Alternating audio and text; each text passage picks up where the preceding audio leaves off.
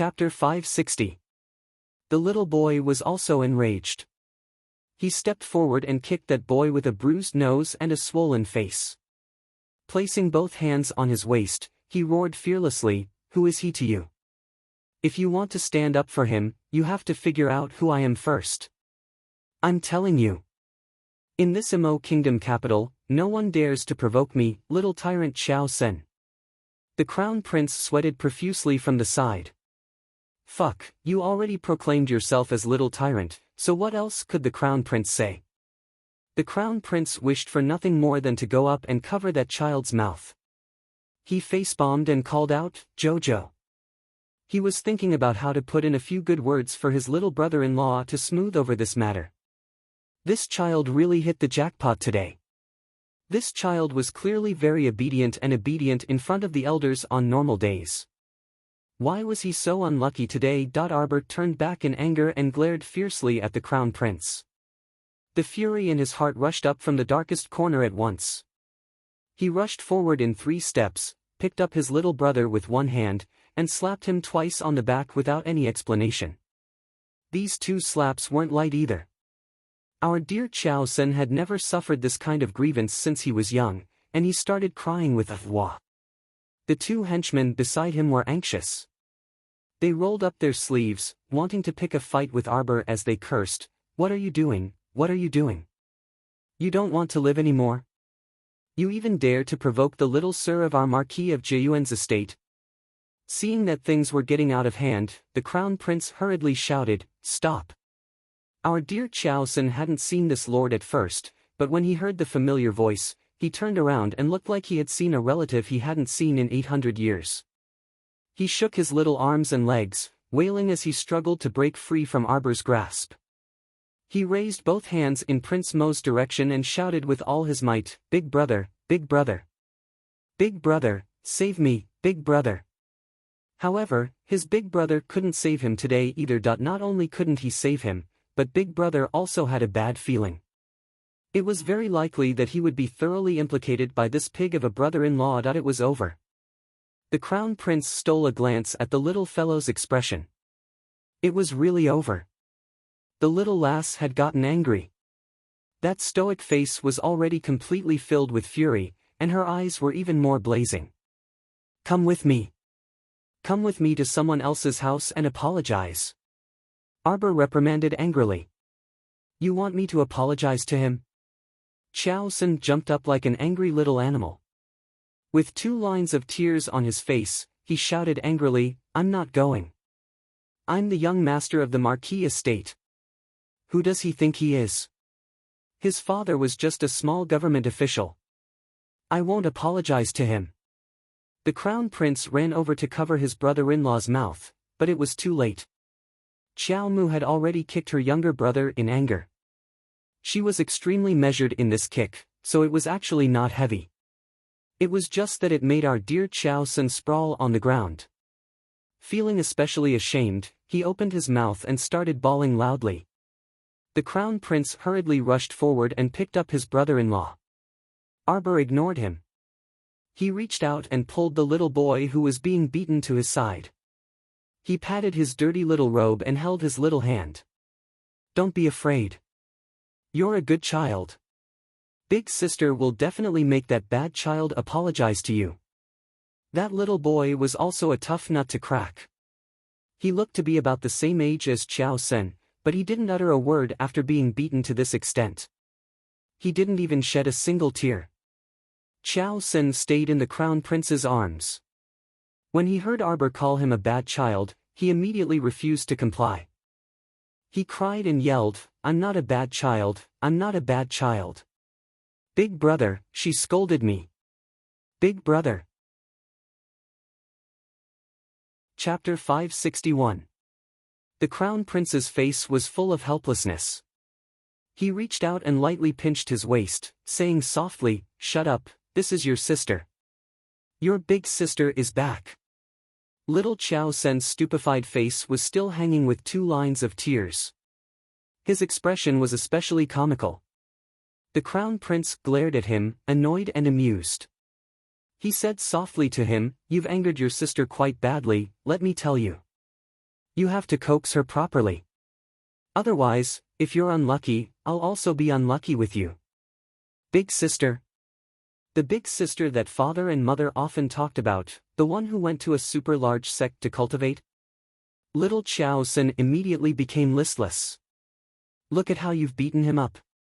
I don't believe that this is what mother taught you. Bullying others with your power. Utterly unreasonable.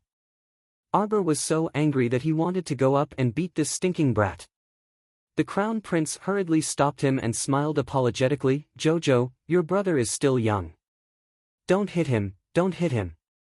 Go away. Don't protect him all the time. Look at how you've taught him.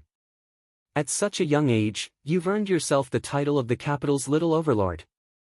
You've really given old Qiao's family face. Little Qiao San shrank into the crown prince's embrace and looked at his fuming sister in silence, sobbing and unable to speak. Get down and immediately go to their house with me to apologize. I'm telling you, if you don't apologize today, I'll... apologize, apologize. Little Sen is very obedient, he'll definitely go and apologize. The crown prince hurriedly pulled down the little fellow's raised hand and winked at his brother-in-law. I am sorry, Ren Hongfei. I won't bully you in the future. In the academy, I'll take care of you. When the little fellow saw the crown prince's expression, he immediately wilted and hurriedly apologized to the little boy with a bruised nose and swollen face. Go to his house. Arbor was so angry that he didn't enter the Qiao estate's main gate. He directly pulled the two children into the carriage and turned his head to the side with a sullen face, not saying a word. The crown prince's heart was beating like a drum as he watched. He went up and secretly hooked her little finger, but Miss Qiao threw him away. The crown prince's handsome face immediately turned green. It's over.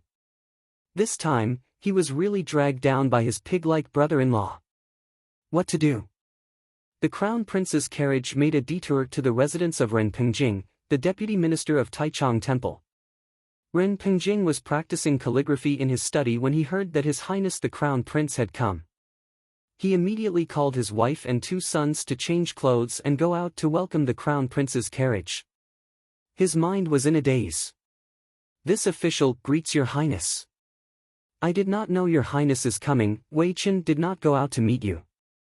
Ren Pengjing, together with his wife and son, hastily opened the front door and went out to greet Wei Chen. Compared to the empty Minshan Avenue, the path in front of the Taichung Temple's deputy minister's house appeared to be extremely lively.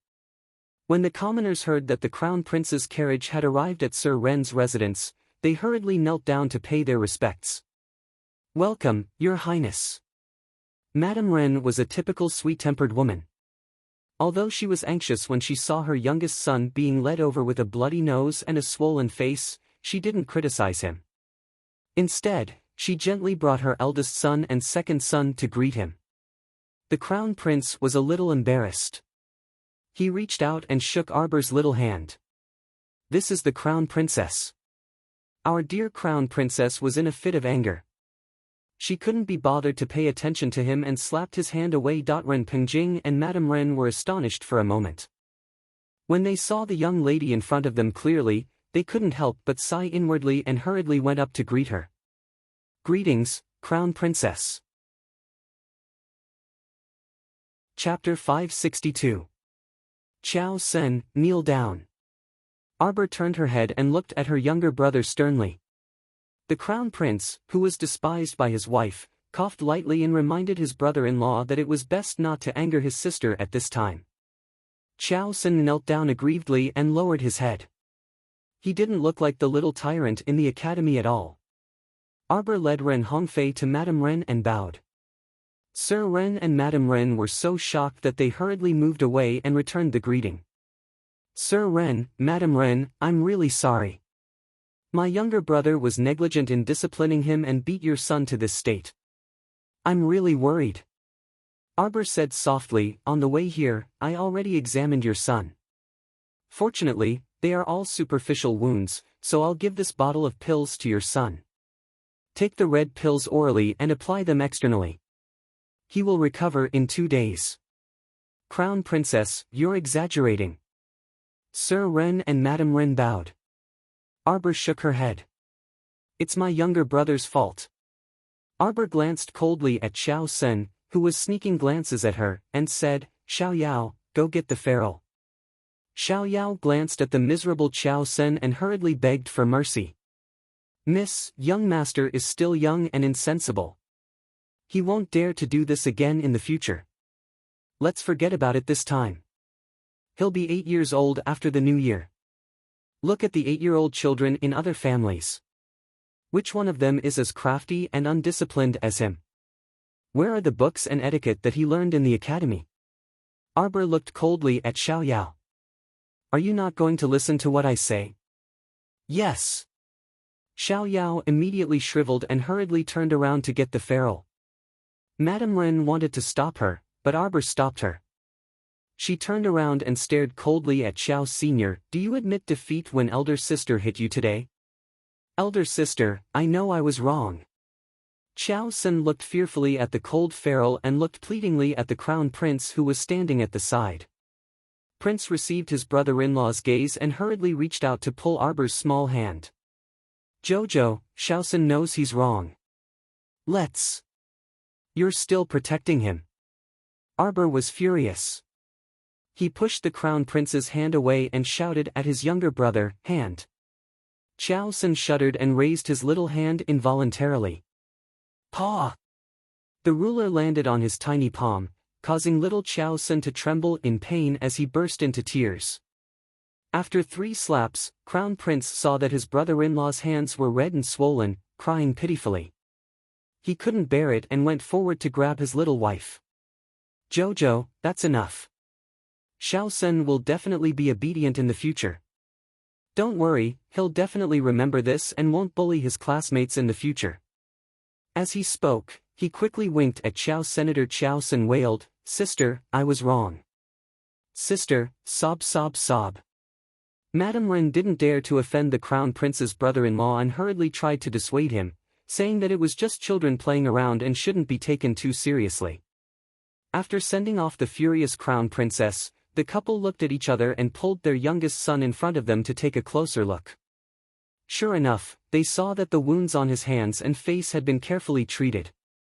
The medicine used was also unheard of and was very precious. Some of the small wounds on the child's face had already healed. Elder sister is a good person, Ren Hongfei said softly. His father glared at him. What nonsense are you saying? That's Her Highness the Crown Princess. How can you casually claim kinship? Remember this in the future. Chapter 563. After going back and forth, they didn't even have time to drink a mouthful of water, let alone have a reunion dinner. By the time they returned to the Chao estate, it was already past lunchtime. It was already afternoon. Jojo, don't be angry. The crown prince hastily corrected his attitude and admitted his mistake as soon as he got on the carriage. He then gave his brother-in-law a meaningful glance. Our dear Xiao Sen was someone who knew when to yield and when not to. When he saw that his all-powerful older brother had to carefully curry favor with his older sister, he knew that he couldn't afford to offend his older sister. He hastily reached out to hug his older sister's leg and wailed, Older sister, I was wrong. Older sister, please forgive me. He had always maintained the image of an obedient and clever child in front of his family's elders. Wei Ziqin and the others were completely unaware of his nickname as the capital's little tyrant. When this little fellow first arrived in the capital, he wasn't that daring.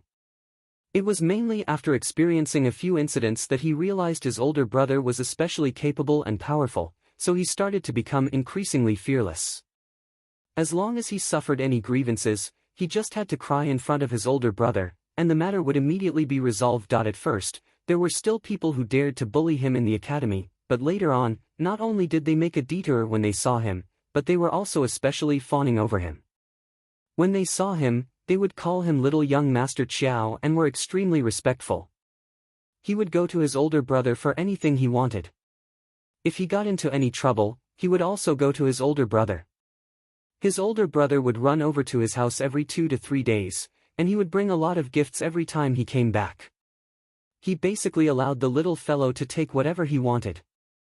In addition, he was the only male grandchild in the entire old Xiao family, so old Madame doted on him a lot.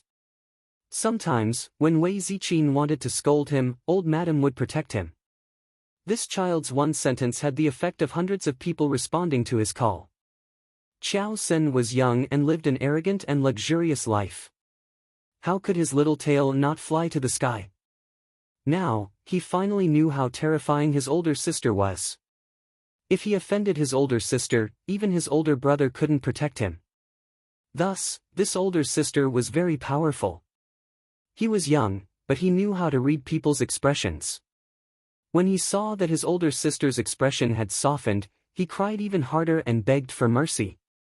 Arbor didn't want to beat him up. She just recalled her previous life. She had a good younger brother who was raised crooked by Wen Ruan and became a hedonistic debauchee. He would fight with others in the brothel all day long and was beaten to death at the age of 16. Thinking of this, she turned her little head away and looked out the window with reddened eyes, not saying a word. The crown prince's heart skipped a beat. He hurriedly reached out and hugged the little one. His heart was filled with regret and sadness. "I'm sorry, Jojo. I swear, I won't spoil him anymore. It's all my fault. It's all my fault. It's all because I've always been obedient to him. That's why he's acting so lawlessly. Don't be angry with yourself. Just hit me." The crown prince took her small hand and patted his chest. "Hit me hard." Xiao Mu turned her head to glare at him. This really was a peerlessly good brother. Little did she know that the crown prince was also tricked by his brother-in-law. His brother-in-law was usually well-mannered and well-behaved in front of him. He didn't live in the Qiao estate and would usually come and go in a hurry. He would visit his parents-in-law and leave a gift before leaving. He was only a 7 or 8-year-old child. How could he know that this kid was so crafty and usually put on an act? When Mo, that brat, was young, the crown prince also allowed his younger brother to do whatever he wanted and gave him whatever he wanted. This brother-in-law was no different from his own younger brother, so who would have thought that his brother-in-law would be so tricked? 10:00 in the morning. Chapter 564. The carriage turned back to Minshun Avenue and slowly moved along the bluestone-paved street. In the carriage, Qiao Sen sobbed for a while. His little face was flushed red, and he looked rather pitiful. Arbor looked at his red and swollen hand and pursed her lips without saying a word. After a while, when his sobbing subsided, she pulled his arm in front of her and flipped her hand to take out a small bottle of ointment. The ointment's effect of removing blood stasis and reducing swelling was naturally excellent. After applying a small piece, Qiao Sen's red and swollen hand immediately reduced by more than half. "Sister, are you still angry?" Qiao Sen peeked at his sister and said weakly. "Xiao Senator's sister beat you up. Do you blame me?" Arbor asked softly and stopped what she was doing. Qiao Sen hurriedly shook his head. This child was very clever. When he saw his big brother's gaze, which clearly said, "You dare to blame me. Brother will beat you up again immediately," this little rascal immediately cowered. "Then tell me, why did sister have to mercilessly punish you today?" Xiao Mu asked. Qiao Sen peeked at the crown prince, who glared at him unhappily. He hurriedly turned back and said, "I shouldn't have bullied Ren Hongfei. I won't bully him in the future." "That's not entirely the reason." Arbor looked at him indifferently. She put aside the ointment in her hand and said softly, "It's sister's heartache. How could my little brother be like this? Sister doesn't ask you to bring peace to the world through martial arts, but at least, the little brother in my heart can maintain a trace of kindness. Unlike the one in front of us, who bullies the weak and unreasonable. Is it fun to bully him? There are so many of you, but you beat and kicked him. Do you have any face?" Little Qiao Sen sniffled and went up to hug his sister's arm pitifully. He swore with all his might, "Sister, I won't do it again. Please don't be angry. Sister, Xiao Sen will change." I will definitely change. Big sister's snowmoon-like bright eyes revealed disappointment, which made little Xiao Sun feel very uncomfortable. Who is that Gao Fong? He's also from the academy. His father is one of the richest merchants in the city. Arbor didn't immediately ask her brother to cut ties with Gao Fong, even though she knew that Gao Fong was one of Xiao Sen's friends in her previous life. However, considering that the child might have a negative reaction, she temporarily suppressed it and did not say anything. The reason why Xiao Sen was like this was inseparable from his family's upbringing. Fortunately, he was still young and could be taught. Therefore, Arbor did not continue to scold him.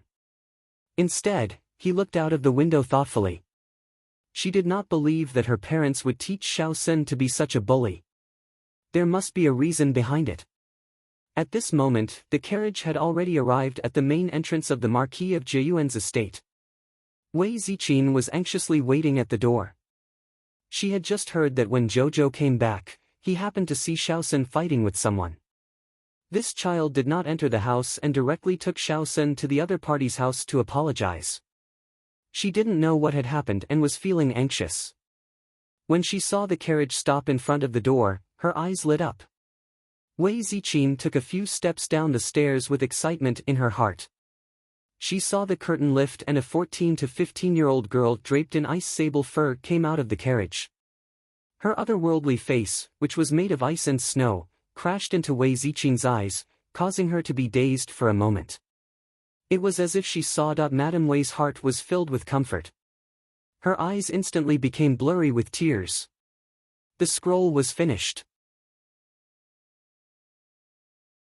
Chapter 565. With a glance, Xiaomu saw her mother standing at the entrance, and the corners of her eyes and forehead had clearly increased with fine wrinkles. In an instant, Arbor's heart was filled with longing. She quickly walked towards her mother, walking faster and faster until she was sprinting. Wei Ziqin also hurriedly ran down the steps. She shook off the hand of a servant girl who wanted to support her and ran towards her daughter with open arms. Mother!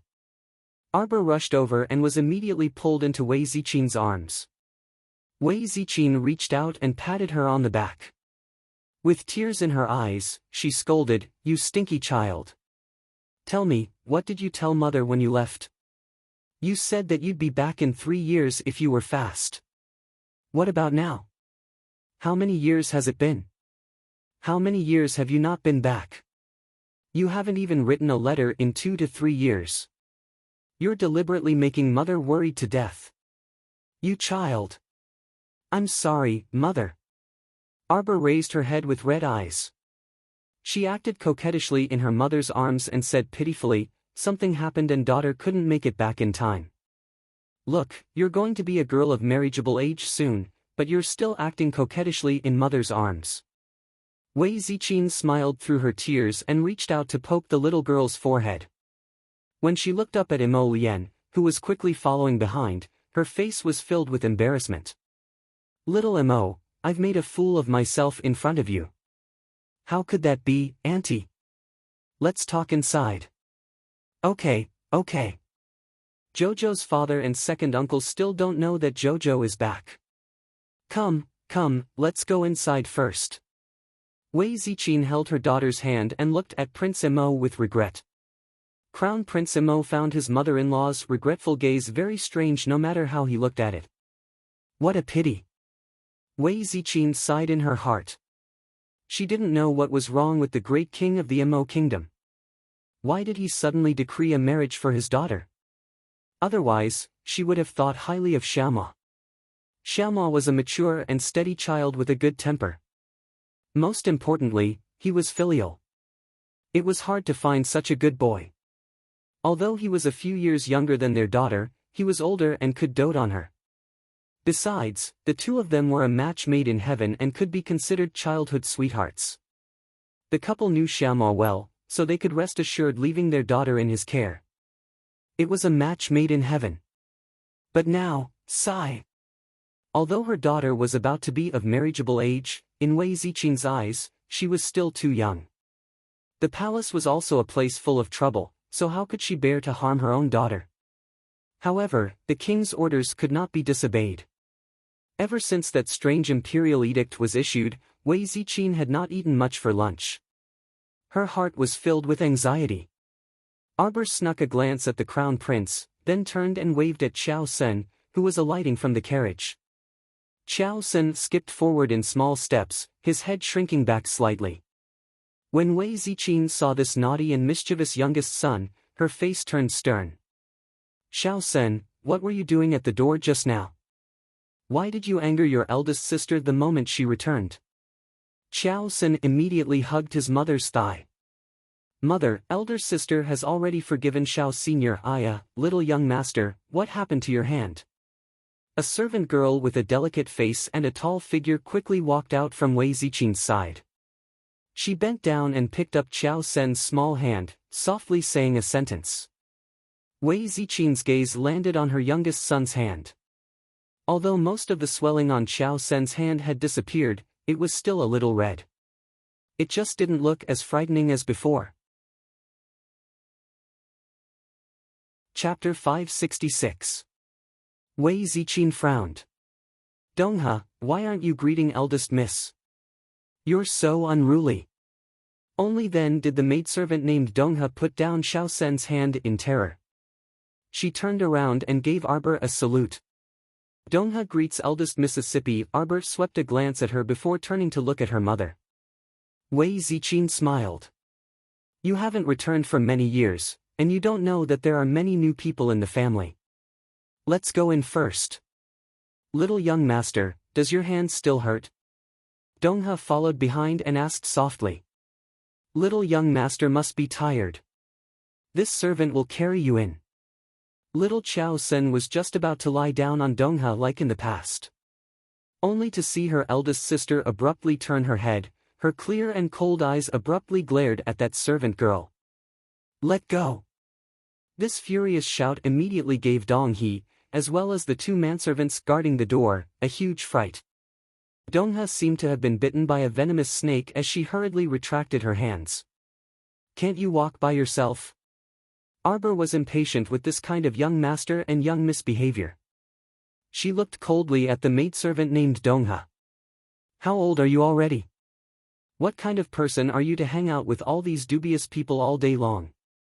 The eyes of the dubious maidservant Donghe immediately reddened from grievance.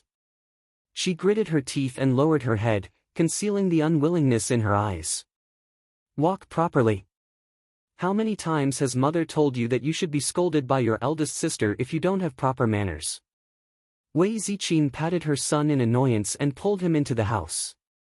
Little Xiao Sen obediently stepped into the house by himself. Steward Chang Zai, who came after hearing the news, greeted eldest miss with a face full of smiles and then followed along. Seeing many unfamiliar faces along the way, Arbor couldn't help but frown. Mother, why are there so many idle people in the house? Idle people. The corner of Chang Zai's mouth twitched. Sure enough, little master didn't like those extra servants. Wei Ziqin looked at her daughter in amusement. The mother and daughter pair held hands and walked affectionately toward the main hall. Actually, it's not that many people. Your grandmother likes the house to be more lively, so she bought more than 10 servant girls. Your grandmother left 2 servant girls to accompany her and chat with her. All in all, our Chow family has a total of 21 people. Compared to the rules of a normal manor, there are far fewer manservants and maids. Wei Ziqin said to her daughter in a kind manner. Arbor turned his head and glared at the crown prince unhappily. It must be this fellow who sent this and that every 2 to 3 days, making the family very rich. Otherwise, how could father and second uncle go out to do missions from time to time to support such a large number of people? Speaking of which, these idlers were mostly supported by the crown prince. Prince stepped forward innocently and hooked Arbor's little finger. Jojo. Auntie was right. There weren't many new servants in the house. Now that the courtyard is so big, it's troublesome to take care of it. You don't want Auntie to work too hard, right? Arbor snorted and turned his head away, not wanting to pay attention to him. Wei Ziqin, on the other hand, was somewhat alarmed. She hurriedly stepped forward to separate the two people's hands, looking at her daughter with a face that wanted to say something but hesitated. Chow, chow chow, mother has something to tell you. Crown Prince was baffled. He didn't understand why his mother-in-law had stepped forward to break up an affectionate couple.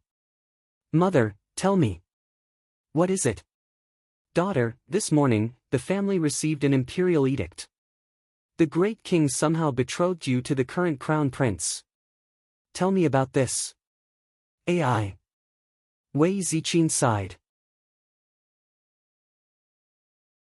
Chapter 567. Wiping away her tears, Wei Ziqin looked at the crown prince with regret. She couldn't bear to part ways with the child she thought highly of, so she said, Little Mo, Auntie knows that you like our family's chow chow. But this matter. Sigh, His Majesty had randomly arranged a matchmaker and had even arranged a marriage for no reason. Men and women are different, so don't get too close to our Jojo in the future. Arbor's mouth twitched. The crown prince was dumbfounded and hurriedly said, No, Auntie, that. I know. Wei Ziqin interrupted him and sighed. She took Mo Lian's hand and patted it familiarly. Acting like an elder, she said earnestly, as subjects, it's not appropriate for us to say anything about the great king. But there aren't any outsiders here, so I'll tell you in private. This great king is too reckless. What do you think our Jojo has to do with the crown prince? Our Chow family has always been a small family, so I can't figure it out. Where did the great king's decree come from? The crown prince cast a pleading look at Jojo. You should tell your mother. Xiao Mu didn't say anything and even tugged at her lips as she rolled her eyes at him that said, Do as you see fit. She then walked forward while holding her mother's arm. Mom, don't worry about that crown prince. Let's go see Dad and second uncle first. This child, it's fine if you talk about it at home, but don't do this when you're outside. That's the crown prince, you can't disrespect him. Wei Ziqin reminded her daughter. The crown prince felt an inexplicable sense of danger. Would his mother-in-law fly into a rage when she found out the truth and chase him out in a fit of anger? What's going on? Why am I so unlucky today? What's happening today? The group entered the main hall. His father, Qiao Zhongbang, and second uncle, Qiao Zhongxing, who had heard the news, quickly strode in. Jojo! You're finally willing to come back from the sect. Qiao Zhongxing laughed heartily as he strode towards his niece. Daughter. Qiao Zhongbang also hurriedly ran over with a joyful expression. Father, second uncle. Arbor glanced at the two of them and saw that their cultivation bases had both risen slightly. Second uncle was now a level 4 peak body cultivator, while father's cultivation had reached the phenomenal success of level 7 mystic cultivation. Compared to the geniuses of the large sects, the growth of their cultivation was very slow. As time passed, it would be more difficult for them to grow. If he could find the time to refine some Shen-breaking pills and body-tempering pills, they could help the two of them break through 1 or 2 levels. Daughter, it's good that you're back. Look, you've lost a lot of weight. Your mother has been nagging me about you every day. When you come back, stay at home and let your mother nourish you well. When the crown prince heard this, he immediately had the urge to grab his wife and run away. If she had known earlier, she wouldn't have sent the little fellow back so quickly. Now that he had entered the house, he couldn't go back. Older sister. Everyone was chatting when a shout came from the door. Arbor turned around and saw Xiao Lin's rosy little face full of smiles. Her pair of eyes were wrinkled and sparkling as she dashed through the door and threw herself at her. Arbor hurriedly reached out to catch her, her heart instantly filled to the brim. Her younger sister was no longer as pitiful and submissive as she was in her previous life. This little face in high spirits was really beautiful. Older sister, you're finally back. Xiao Lin was nearly 11 years old and no longer looked as chubby as when she was young. Now, she was a slender little girl. Chapter 568. Xiao Lin, you've grown a lot taller. Arbor looked at her little sister's cheerful figure and her mood was lifted. She had also temporarily thrown all those troublesome matters to the back of her mind. Sister, you're even prettier than before. Alright, alright. These two sisters have only just met and they're already praising each other. Wei Ziqin couldn't help but giggle. She held her daughters in each hand and couldn't hide her fondness for them. Jojo, mother will take you to see your Nanju garden. You'll live there in the future.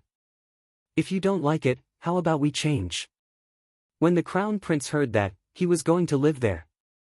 The crown prince hurried forward and smiled at Wei Ziqin. Auntie, Jojo still has to return to the palace today. There's a palace banquet tomorrow night. Auntie must know about it. When the banquet is over, it won't be too late for Jojo to move home in 2 days. The crown prince's words meant that he still had to wait for the banquet to be over before he could return home in 2 days. To put it bluntly, the queen's palace banquet had nothing to do with whether or not Arbor moved home. Even if Xiao Mu were to stay at home now, she would just enter the palace with her mother tomorrow night.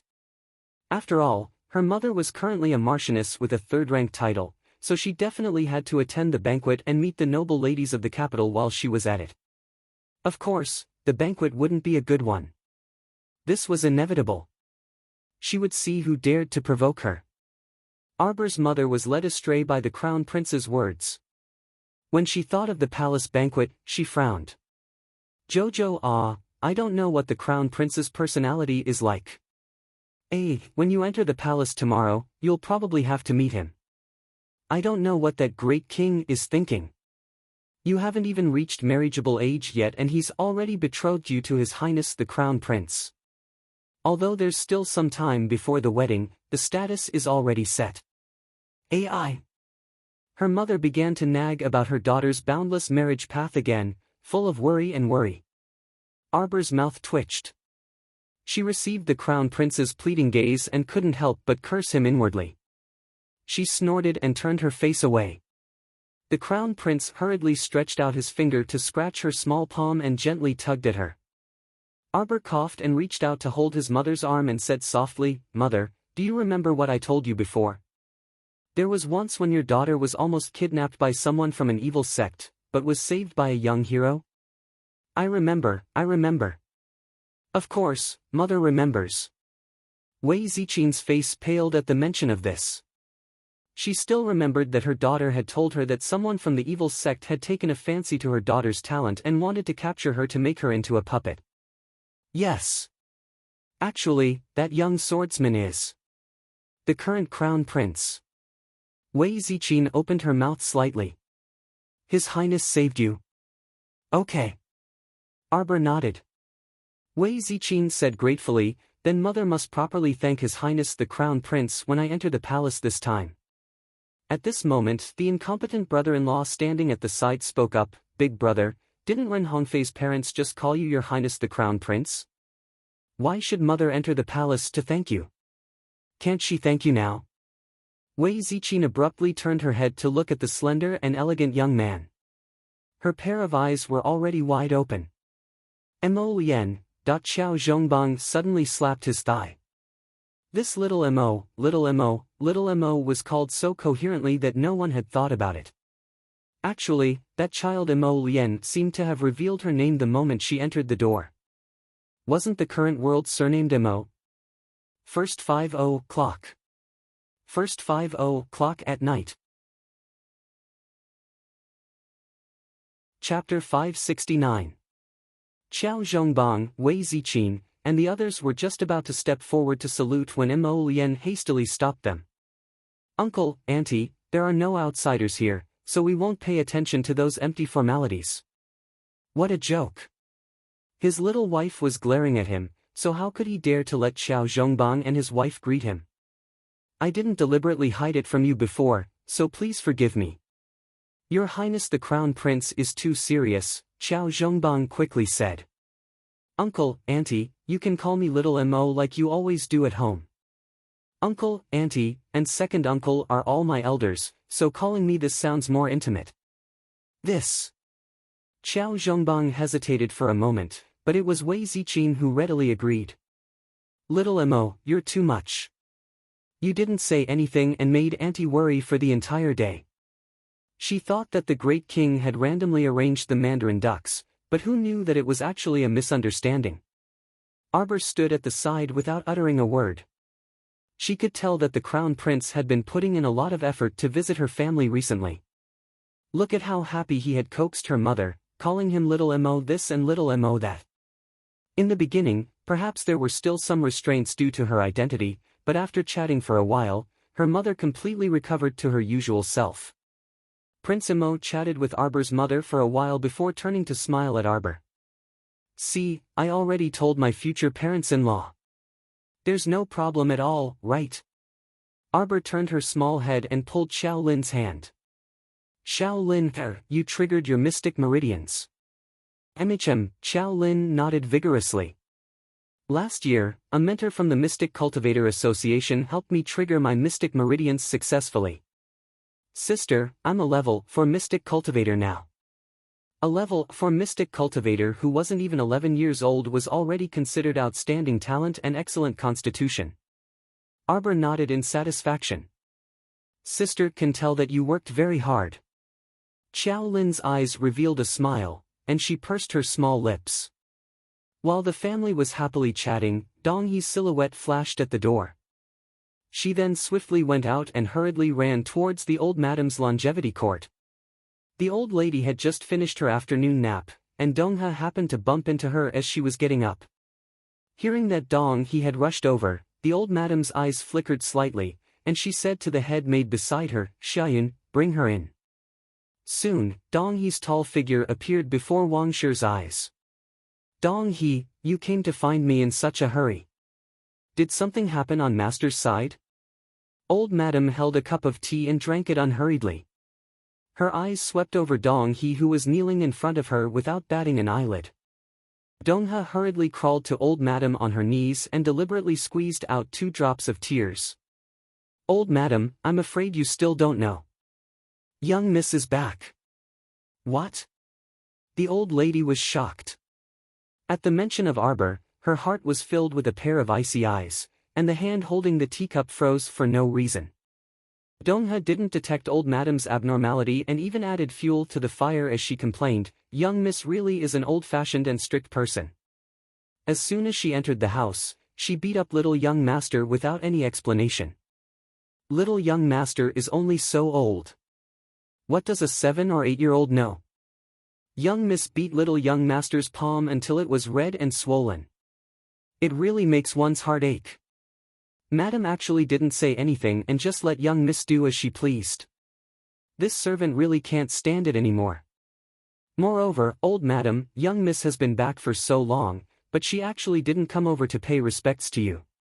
She's seriously too unfilial. Dong He pursed her lips. Chapter 570. Just now, this servant saw that little young master was beaten so pitifully, so this servant wanted to carry little young master away to apply some ointment.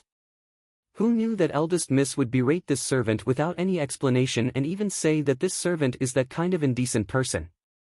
Dong He continued to complain with an aggrieved expression, old madam, in any case, this servant is someone that you assigned to master and madam. Eldest miss not giving this servant any face clearly shows that she doesn't put old madam in her eyes. With every sentence that Dong He said, Wang Nei's expression turned worse by a few degrees. Finally, she slammed the table and shouted angrily, this little girl's temper has grown increasingly these few years. This old one wants to meet her. Look at how good my good granddaughter is now to be able to do something like beating her own younger brother the moment she entered the house, causing the entire family to be in a state of chaos.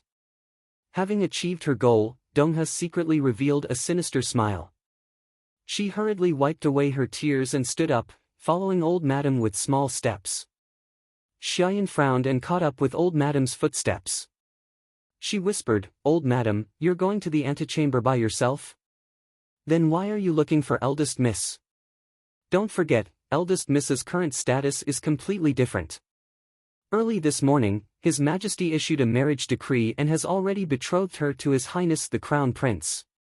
Eldest Miss is now Her Highness the Crown Princess.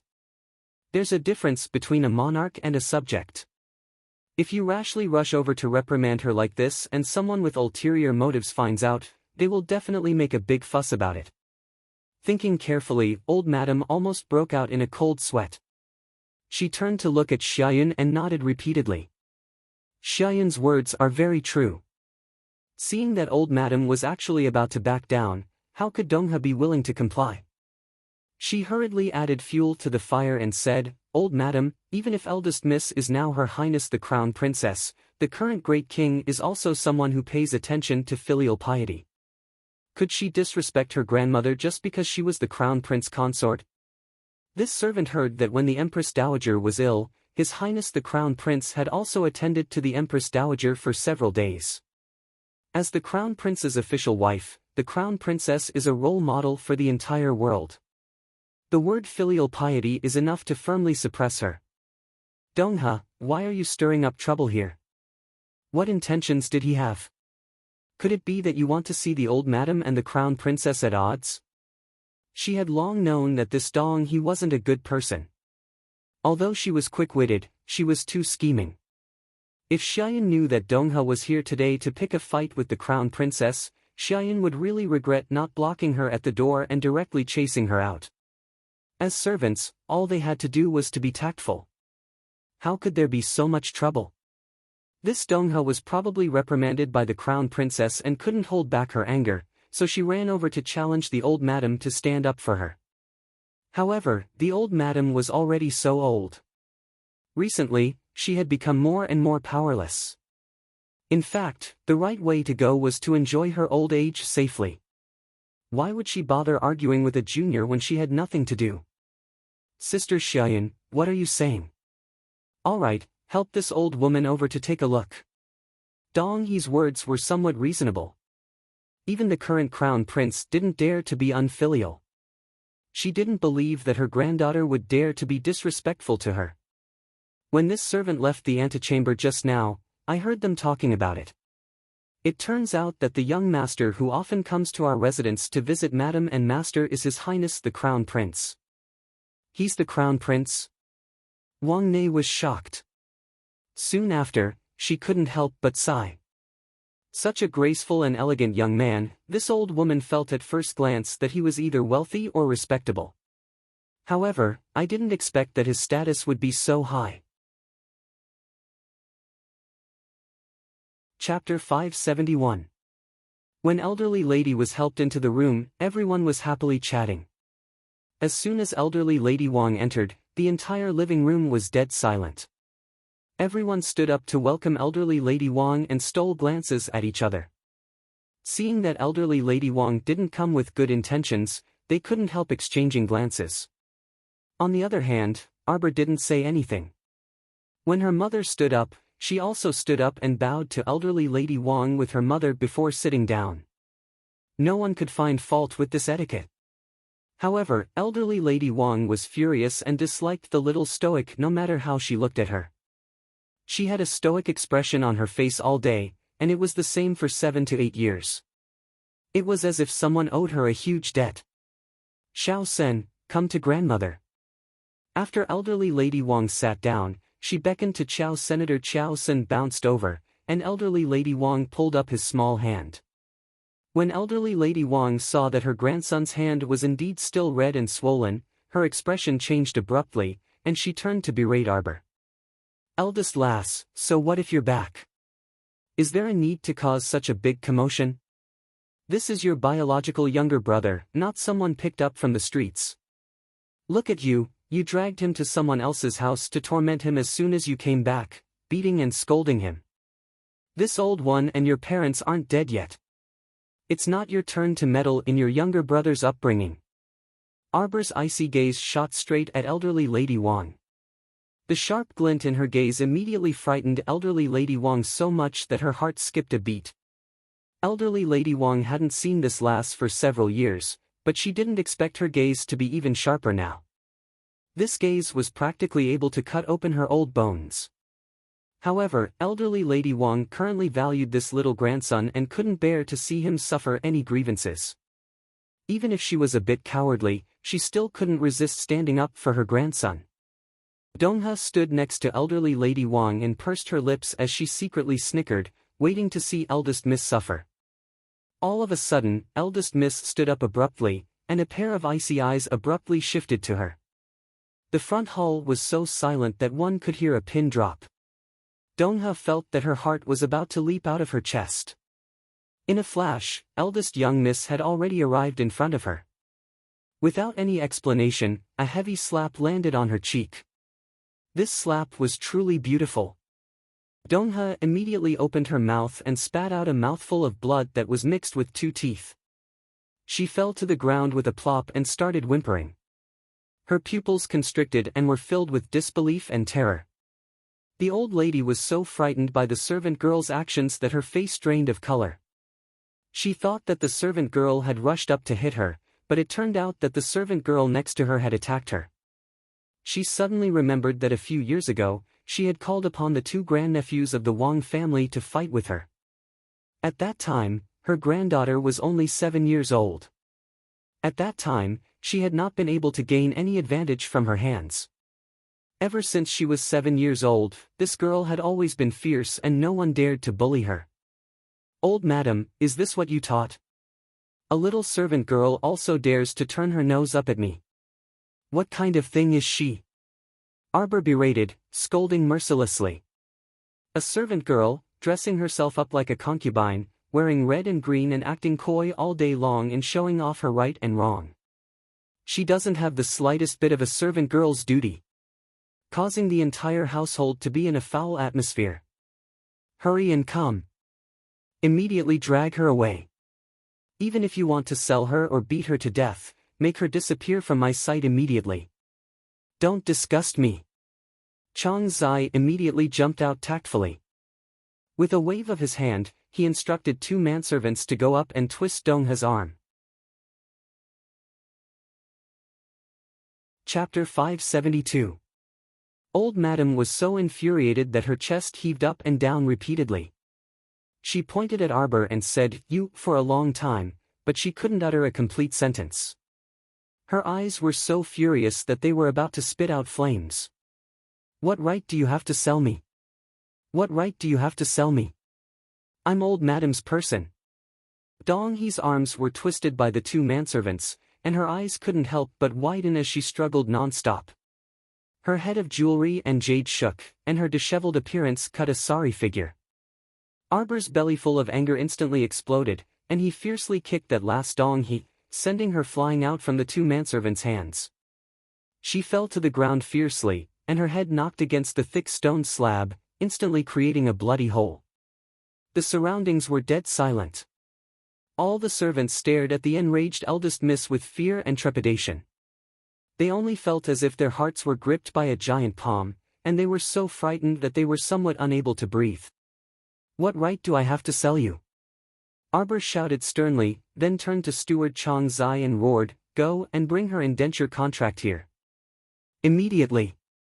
"Yes, yes, yes." Chang Zai hurriedly signaled to the manservants with his eyes. The group of people swiftly rushed to Longevity Court. Since she said she was Old Madam's person, then the indenture contract must be in Longevity Court.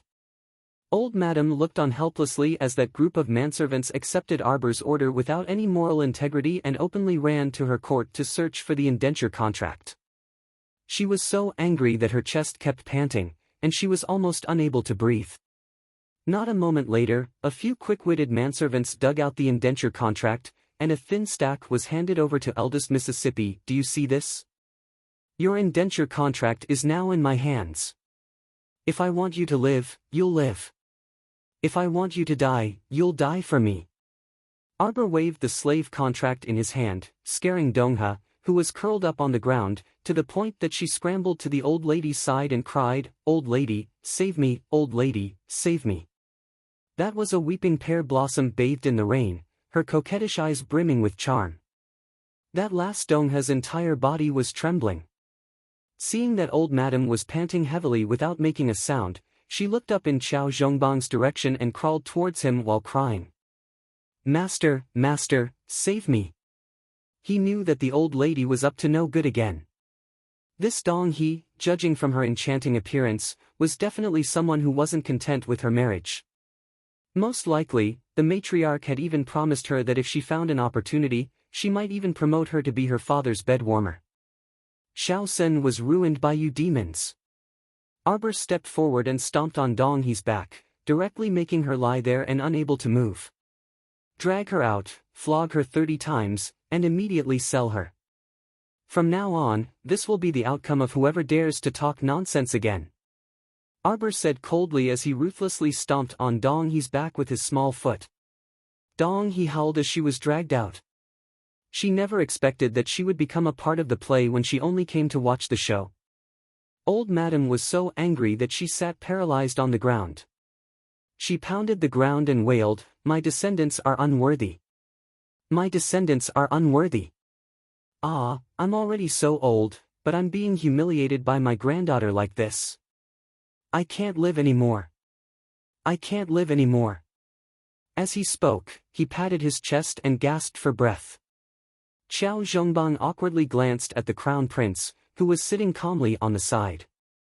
A pitch-black shadow had appeared at the crown prince's side at some point in time, and Hui Feng followed him like a shadow. The crown prince secretly sent him a look, and Hui Feng understood and left after receiving the order. Chapter 573. This was truly a farce.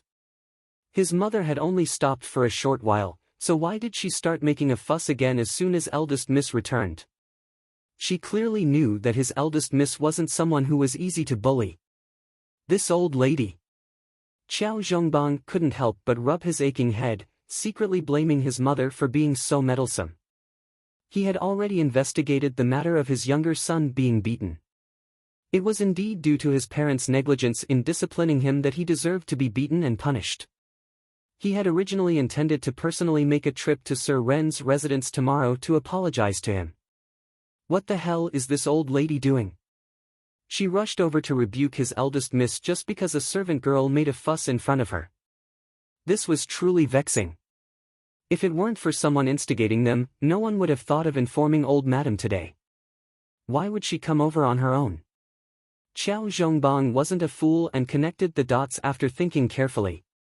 Wasn't this purely for His Highness the Crown Prince to see a joke with such a ruckus at home? Qiao Zhongbang sneaked a glance at the Crown Prince.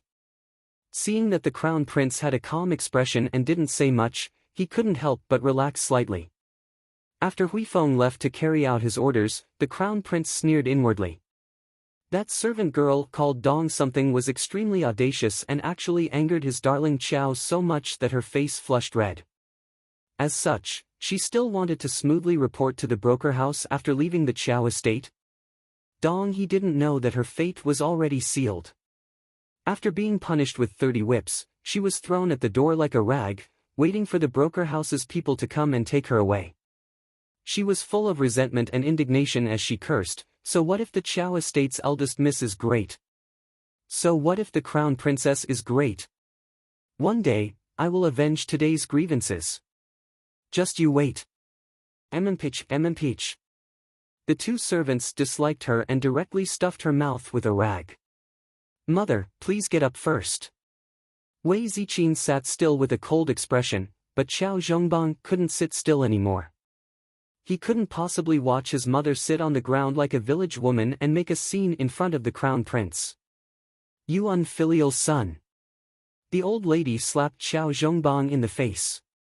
A few years ago, Qiao Zhongbang's sincere heart was almost obliterated by Laonyang. Now, his heart had long since cooled down, so naturally, it would not hurt anymore. On the other hand, second uncle Qiao Zhongxing was enraged.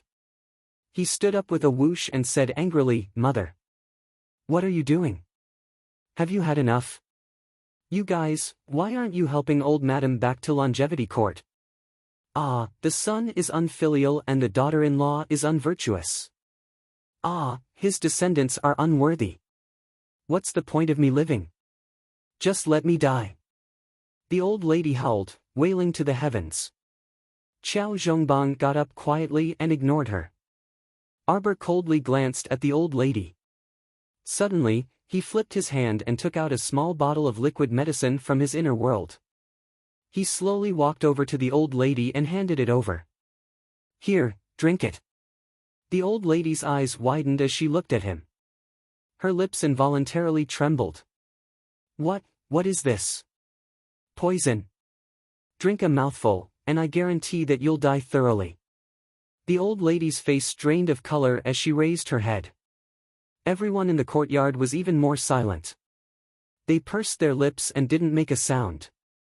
The entire front hall was filled with a terrifying silence. "Do you need me to find someone to wait on you?" Arbor asked coldly. You. The old lady was also a coward. When Arbor was fierce to her, she became somewhat listless.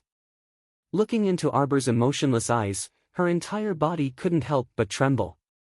Today, it ended at 10 p.m. Next week, 6 p.m. Chapter 574. Elderly lady stared blankly for a moment, then she started to throw a tantrum, rolling on the floor, and bawling loudly. "The son is unfilial, and the daughter-in-law is unvirtuous, ah! You're going to drive this old woman to death. Ah! Ah!" Arbor looked on coldly from the sidelines, not saying a word. Her beautiful eyes were filled with ridicule as she stared at elderly lady. However, right at this moment, a manservant guarding the door rushed in and bowed. "Master, madam, second master. There's a group of people at the door, claiming to be third master's family, and they insist on barging in. We don't know their identities, so we've been temporarily blocked outside." When elderly lady heard the words, "third master," it was as if her ears had been pricked. She instantly stopped throwing tantrums and raised her head to shriek, "It's Zhongheng's family is here. I want to see them. Zhongheng, my poor child.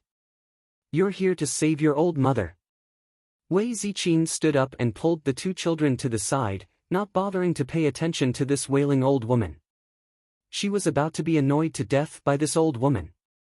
She would bring Shaoxin to her side every 2 to 3 days to raise him, but she didn't raise him well and spoiled him until he was full of bad habits. Every time she wanted to teach her son a lesson, this old woman would hurriedly protect him, not allowing her to hit or scold him. Look at what kind of child they've raised. If it weren't for her eldest daughter making such a scene today, she wouldn't have known that this little rascal actually bullied others outside. He deserved a beating. When she returned, she would have his father fiercely scold him. She had to make this child remember this lesson. At this moment, Wei Ziqin saw that elderly lady was throwing a tantrum, so she hurriedly handed the 2 half-grown children to the old mama beside her. "Nanny Li, take the 2 young ladies and young master back to their rooms first. This place was truly too noisy." She didn't want her children to see this old woman's tantrum and learn from her in the future. "Yes, mother." Xiao Lin still wanted to stay and watch the show, but her mother glared at her. "Go back." Young ladies could learn anything, but learning how to throw tantrums and roll on the ground like this old woman was truly too uncultured. "Oh." Xiao Lin pouted. Nanny Li held her hand and dragged Shaoxin away. The 2 children were taken away. At this moment, the 2 servants at the entrance were beaten up and forced their way in. Although Qiao Zhongheng was thin and weak, the muscles on his arms were bulging. It was obvious that he was a strength-type superhuman. Relying on his own strength, he rushed through the door at lightning speed and took the lead to barge into the Marquis' manor. Behind him, his wife and children, as well as Granny Nyo's family, followed. With the help of Granny Nyo's strong and healthy sons, Qiao Zhongheng and his entourage swept away 1,000 troops along the way, beating up all the manservants of the Qiao estate until they were looking for their teeth on the ground. The group of people dashed straight to the antechamber and stared at the large Marquis' mansion, as well as Qiao Zhongbang's family's bright and beautiful appearance. Their eyes were red with jealousy. Heavens, what kind of life did they have on this journey? What kind of life did the first branch of the Qiao family have? Qiao Zhongheng never expected that his honest and wooden eldest brother, who was the most disliked by his mother, would actually achieve meteoric success today and be conferred the title of Marquis by the great king. Su Jiao's eyes were sharp, and she spotted Granny Nei Wang, who was lying on the ground. Wailing to the heavens and wailing, she rushed forward and hugged her mother, bawling her eyes out. "Mother! My dear mother! This daughter-in-law has finally found you. Mother, mother, mother!" Elderly lady almost fainted from Su Jiao's wailing. Chapter 575. In addition, Su Jiao's filthy and stinky body carried her over. The stench assailed the nostrils as soon as she opened her mouth, and old madam almost fainted from nausea. Xiaoyan wanted to go up and help old madam up, but Su Jiao forcefully brushed her aside. She hugged old madam tightly and refused to let go, as if she had caught a life-saving straw. Su Jiao hugged old madam tightly and glared at everyone like a tiger eyeing its prey. Old madam had lived like a princess these past few years. Now that Su Jiao was strangling her with a stinky body, old madam was about to be strangled to death. "Mother! Your son is unfilial. You took so long to find mother." Qiao Zhongheng rushed over and knelt in front of his mother to cry. When old madam saw her son's shriveled appearance, grief welled up from her heart. She reached out to hold Qiao Zhongheng's hands as tears streamed down her face. "Xiao Long, hurry up and greet grandmother." Kowtow to grandmother, Su Jiao berated her son. Qiao Long hurriedly went up and cried, "Grandmother." The family of three gathered around old madam and cried fiercely. Old madam didn't despise Qiao Long for being filthy. Looking at her plump grandson who had become as thin as a shriveled green bean, her heart ached so much that she almost fainted. When this large family rushed in, Arbor had already ordered people to close the main door. Although there weren't many people on Minshan Avenue, no one in the Chao estate was willing to perform a drama with the main door open. Great, now that the three generations had performed a great show together, it was Granny Niu who impatiently kicked Su Jiao's leg from the side, which made Su Jiao, who was still weeping bitterly, come back to her senses.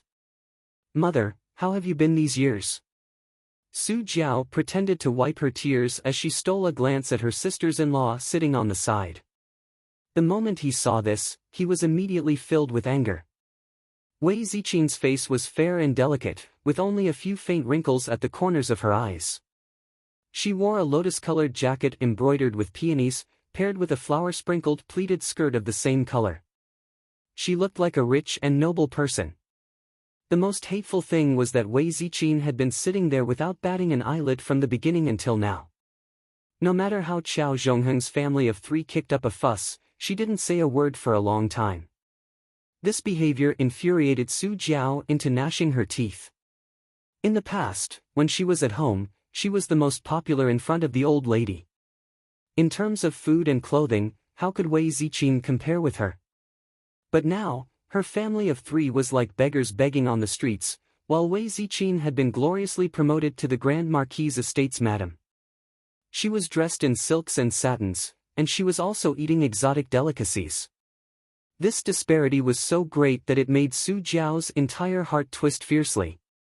The son is unfilial and the daughter-in-law is not virtuous. When the old lady heard her youngest daughter-in-law's question, she immediately cried again. Qiao Zhongbang seemed to be energized as he sprang to his feet and immediately reprimanded Qiao Zhongbang. "Eldest brother, how can you be so unfilial? Look at how angry mother is. Have you taken good care of mother all these years?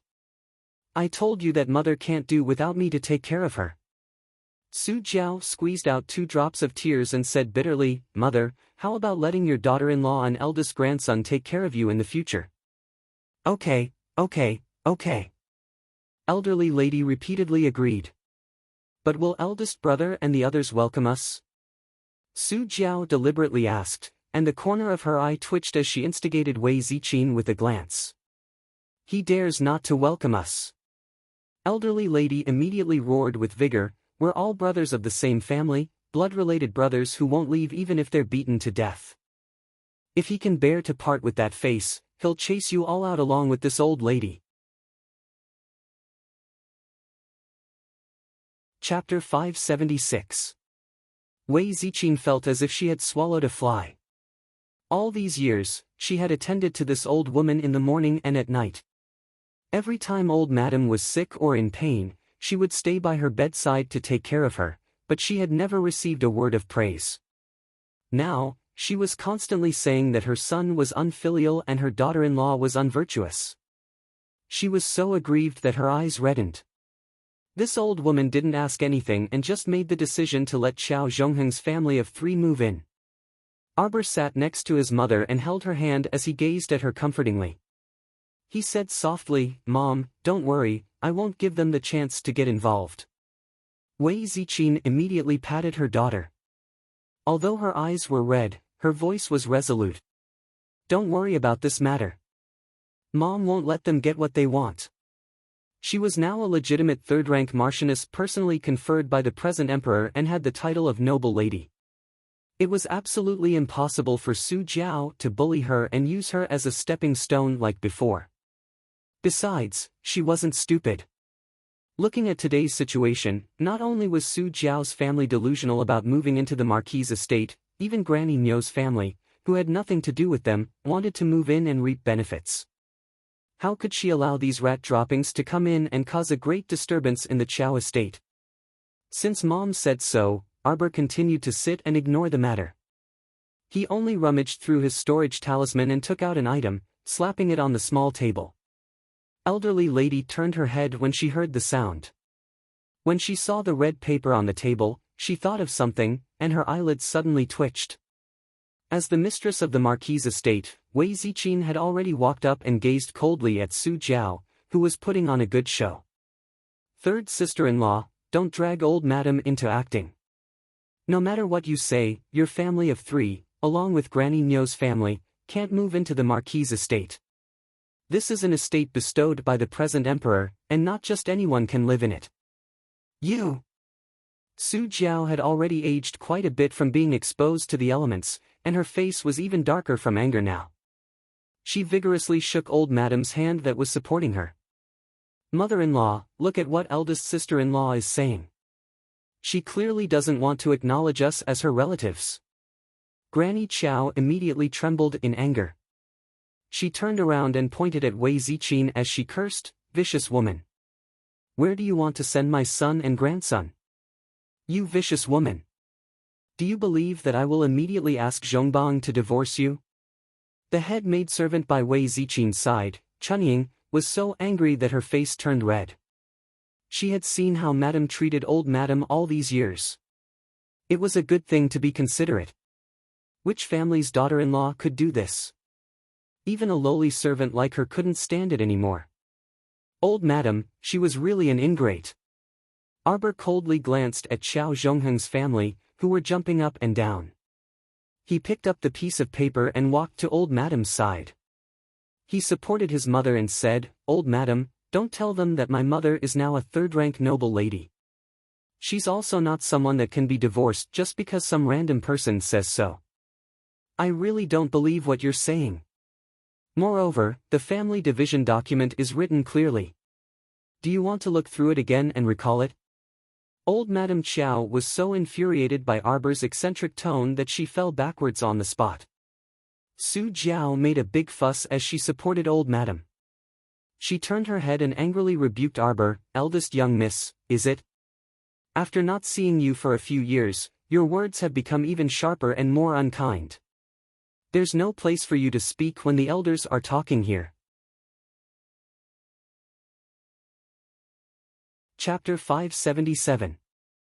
Arbor coldly glanced at Su Jiao, and a faint disdain surfaced on her stoic face.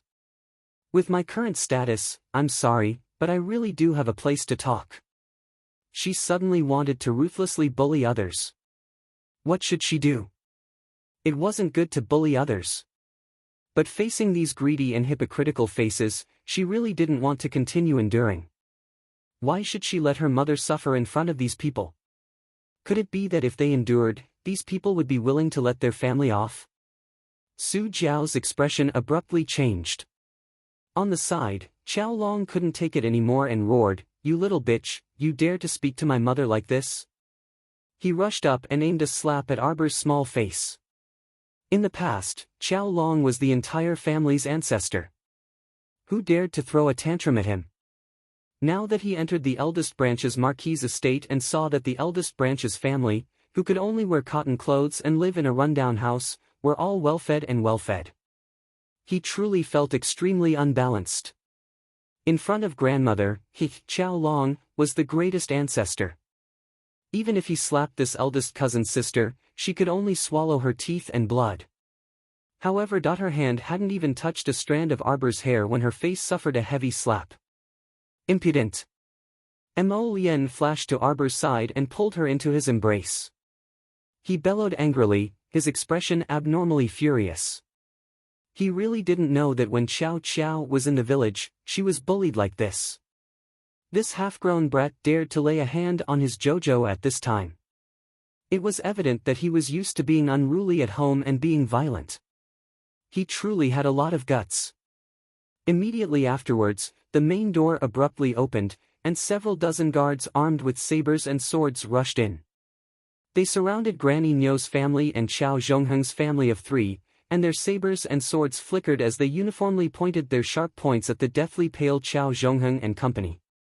Qiao Zhongheng and company all looked emaciated and bewildered, but under the direction of so many sabers and swords, they could only raise their hands in surrender. He Tian led his troops to kneel in salute with a solemn expression.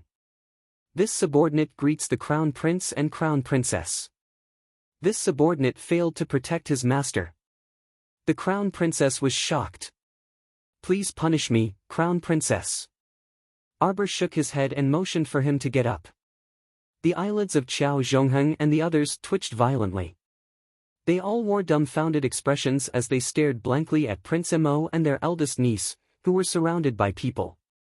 Crown Prince? Crown Princess? What was going on? After they entered the city, they were like headless flies, trying to find out the whereabouts of the Qiao estate. However, they couldn't tell them clearly. The person who gave them directions didn't have good intentions either. He directly pointed them to the Marquis of Jiayuan's estate and said that it was the largest Qiao estate in the city. That person saw that they were dressed in rags and looked like beggars. In fact, he was just joking with them and deliberately wanted to brush them off. Who would have thought that he would really point them in the right direction?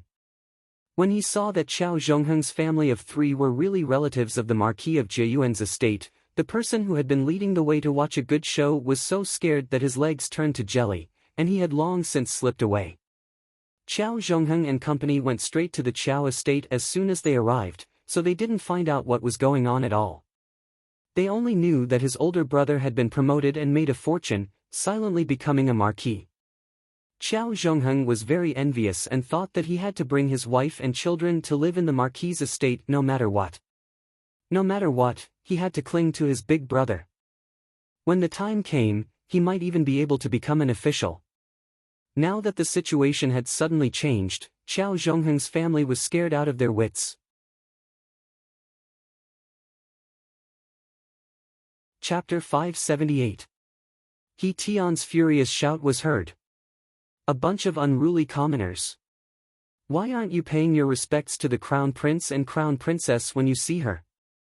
The family, including Granny Nyo's family, hastily knelt down and trembled like quails, not daring to make a fuss. The entire estate immediately fell silent. Qiao Long was enraged, and just as he opened his mouth to curse, bitch, Mo Lien's icy gaze swept over, her pair of phoenix eyes exuding a baleful aura. Slap him. Don't. He's a child. A child is insensible and speaks without thinking, please forgive him, your highness the crown prince. Seeing a eunuch walking over with a wide mahogany board, Su Jiao was scared out of her wits and hastily went up to protect her son. Speaking without thinking at such an age, that's your lack of upbringing as parents. Let him go. Mo Lien coldly said, punish him with 10 boards. Remember this in the future.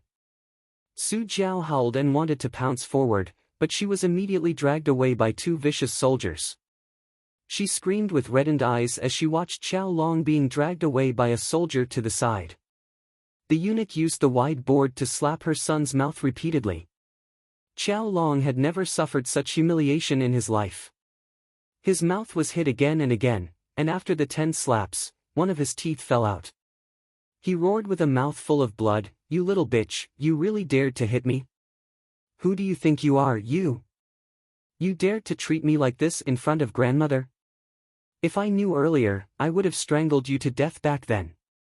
Su Jiao was so scared that her face was drained of color, and she frantically crawled towards her son while shrieking, "Xiao Long, shut up, shut up."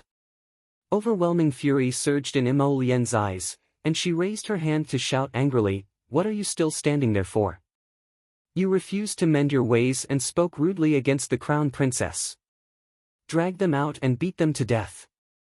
The Marquis of Jiayuan's estate instantly quieted down. However, that silence only lasted for a split second before it was immediately filled with Su Jiao's piercing wails. "And no. No!" Su Jiao scrambled in front of Mo Lian and Arbor. She knelt and kowtowed, "Your Highness, please spare my life. Your Highness, please spare my life." When a child speaks without a filter, it is the foolish woman who has not been properly educated. When I return, I will definitely punish him severely and properly educate him. Your Highness, please spare his life.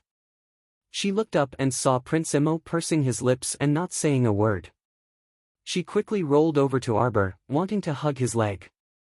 "Niece, miss, no, no, no, Crown Princess, Your Highness the Crown Princess. I beg you to spare your younger brother's life for the sake of the Qiao family's old master, who shares the same origin. I beg you, Crown Princess, Crown Princess." Arbor's face was cold. Mo Lian looked down at her and rubbed her head. She waved her hand impatiently and said, "Drag her out."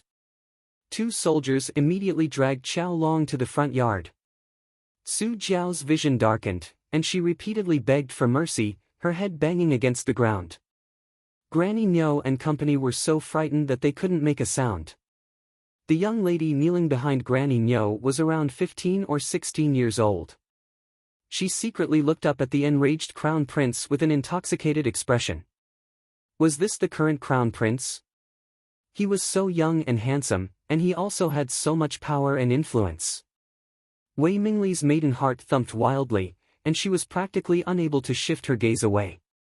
Look, look, such a hoodlum and scoundrel eldest brother Wei's family could only kneel in front of His Highness the Crown Prince, not daring to utter a single word. Madame Nei's son, who was kneeling next to Wei Mingli, quickly tugged at her daughter and had her quickly lower her head. Chapter 579. Madame Nei's son was timid.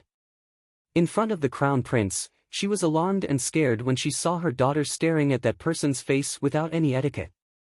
She was also worried that her daughter would be ignorant and cause trouble, so she quickly tugged at her to make her bow her head.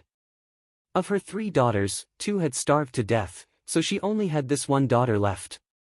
Second young Master Wei had also died of illness 2 years ago, so the mother and daughter had to rely on the eldest branch to survive. They had already lived in fear and trepidation, so she didn't want to cause any more trouble now. How could she have known that a young girl's yearning for love was actually fantasizing about the Crown Prince at this very moment? Wei Mingli completely ignored Madame Nei's son's reminder as she stared fixedly at the Crown Prince. Her gaze was too sharp, so Arbor immediately looked over vigilantly. His cold and clear eyes swept over Wei Mingli as he said in displeasure, "Why do you keep staring at me? Everyone, dot." The Crown Prince's pursed lips turned up slightly. For some reason, he suddenly recalled coitus sex chi mei, sorry state back then. His darling was as funny as ever. She always felt that the other girls' gazes were on her. Madame Nei's son was so terrified that she immediately pressed her daughter's head down. With a bang, Wei Mingli was forced to kowtow. Her eyes were filled with indignation and resentment as she forcefully pushed Madame Nei's son's hand away. She felt that Madame Nei's son was incompetent and made her lose face in front of everyone. She didn't even raise her head as she tightly clutched her skirt with both hands and bit her lip. Arbor felt bored and turned to look at Xiao Long, who had already been dragged to the front door. He saw that Xiao Long's hands were clinging tightly to the door, and he also knew fear now. His cries shook the heavens as he begged for mercy. Old Madame also didn't have the energy to make a fuss at this moment. She collapsed on the ground and shouted intermittently, "I'm going to be driven to death by my own granddaughter." Driven to death. Xiaoyan reached out in a panic, wishing that she could cover old madam's mouth. His Highness the Crown Prince was already in a thunderous rage, yet old madam still dared to howl here. Did she really think that His Highness wouldn't kill a shrew like her? Just now, Third Old Master and his family had insulted the Crown Princess. It wasn't as if they hadn't seen what happened to them. The Crown Prince doted on the eldest miss so much that he wouldn't let her suffer any grievances. The only reason His Highness was showing mercy to an old woman like her was probably because of the Marquis of Jiayuan and his wife. Old madam slapped her knees and cried, "There's no place for us in this Marquis' estate. I can't stay in this Marquis' estate anymore. When you become an official, brothers and sisters will kill each other." Ah. What kind of sin did this old woman commit? I can't live anymore. Arbor suddenly pulled the Crown Prince's sleeve. The Crown Prince lowered his head and glanced at her. Seeing the impatience in her eyes, he immediately understood. He waved his hand and said, "Wait." The two soldiers then pulled Qiao Long over like a sack and threw him in front of the Crown Princess. Qiao Long's entire body trembled and he had already peed his pants in fright. When he fell to the ground, the smell of urine wafted out. Arbor reflexively shrank into Mo Lian's embrace and covered her mouth and nose with her sleeve, her eyes filled with disdain and contempt. "Old madam, since you can't live in the Marquis' estate anymore, then this Crown Prince will permit you to leave the estate and live with the Qiao family's third branch. Come, each of the Qiao family's third branch will be punished with 30 planks. Throw old madam and the third branch out. In the future, they are not allowed to take half a step into the Marquis' estate. Violators will be beheaded." Chapter 580. When this verbal edict was passed down, it immediately caused the entire court to howl in anguish. Old madam was even more dumbfounded. When did she sincerely want to leave the Marquis' estate? Where could she go to live such comfortable days after leaving the Marquis' estate? She had only casually howled a few times, how could it be taken for real? She had just moved from a small estate to such a large Marquis' estate and hadn't enjoyed enough of the good days, yet the Crown Prince actually issued a verbal edict for her to move out and live outside with her youngest son and daughter-in-law? How could she accept this? She wasn't leaving. Where could her old bones go? Seeing that old madam was about to shout, Su Jiao truly reacted quickly and used her dirty black hand to forcefully cover old madam's mouth. Only by bringing old madam along with her would she be able to stay connected to the eldest branch in the future. Otherwise, after being thrown out this time, how could she continue to maintain a relationship with the eldest branch in the future? Su Jiao wasn't stupid. On the contrary, she was very shrewd. She knew that as long as she held Qiao Zhongbang's mother in her hands, with that man's honest and considerate personality, there would be a day when he would give in. At that time, their third branch would definitely be able to return. Su Jiao pulled her son Qiao Long and her husband Qiao Zhongheng along as the family of three prostrated themselves on the ground and humbly kowtowed several times. Then, they were unceremoniously picked up by the soldiers and beaten 30 times each before being directly thrown out of the gate. Granny Nyo's eyes darted around, and she had just opened her mouth to call out, "Ziqin. I'm a cow from the same village as you." But she was immediately swept over by the Crown Prince's cold gaze, and she was so frightened that she swallowed back her bellyful of words and knelt on the ground with weak limbs. Where did this idle person come from and make a fuss? Throw them out. The Crown Prince coldly reprimanded. Immediately, 7 or 8 soldiers swarmed over like tigers and wolves. Without any courtesy, they swung their clubs at Granny Nyo's family a few times. Dragging the group of people who were making a fuss, they directly shoved and threw them out of the main door, rolling together with Qiao Zhongheng's family of 3. Yo yo yo. Granny Nyo stroked her old waist and cried out in grief. Due to the Crown Prince's terror, she didn't dare to curse out loud and could only grumble in her heart. What an unlucky year. They originally wanted to follow Su Jiao's family into the Marquis' estate to enjoy themselves, But they didn't expect Su Jiao's family to be so incompetent that they actually angered the current crown prince and were directly swept out the door. Oh, Granny Niu is so angry, so angry. Wei Mingli was screaming madly in her heart. She was a young lady in her late 20s, yet she had been grabbed and thrown out of the door by those ferocious soldiers just now. Her reputation had been swept to the ground, and there was nothing left of it. It really made her heart shatter into pieces, and it was unbearable. The cold-looking crown prince glanced over with a terrifying gaze, causing everyone present to shut their mouths. Wei Mingli's heart was restless, as if a cat had clawed at it. She cast a jealous and hateful glance at the Marquis' estate's tightly shut main door, her heart filled with unwillingness. "Grandmother, are we just going to be kicked out of the house like this and not do anything?"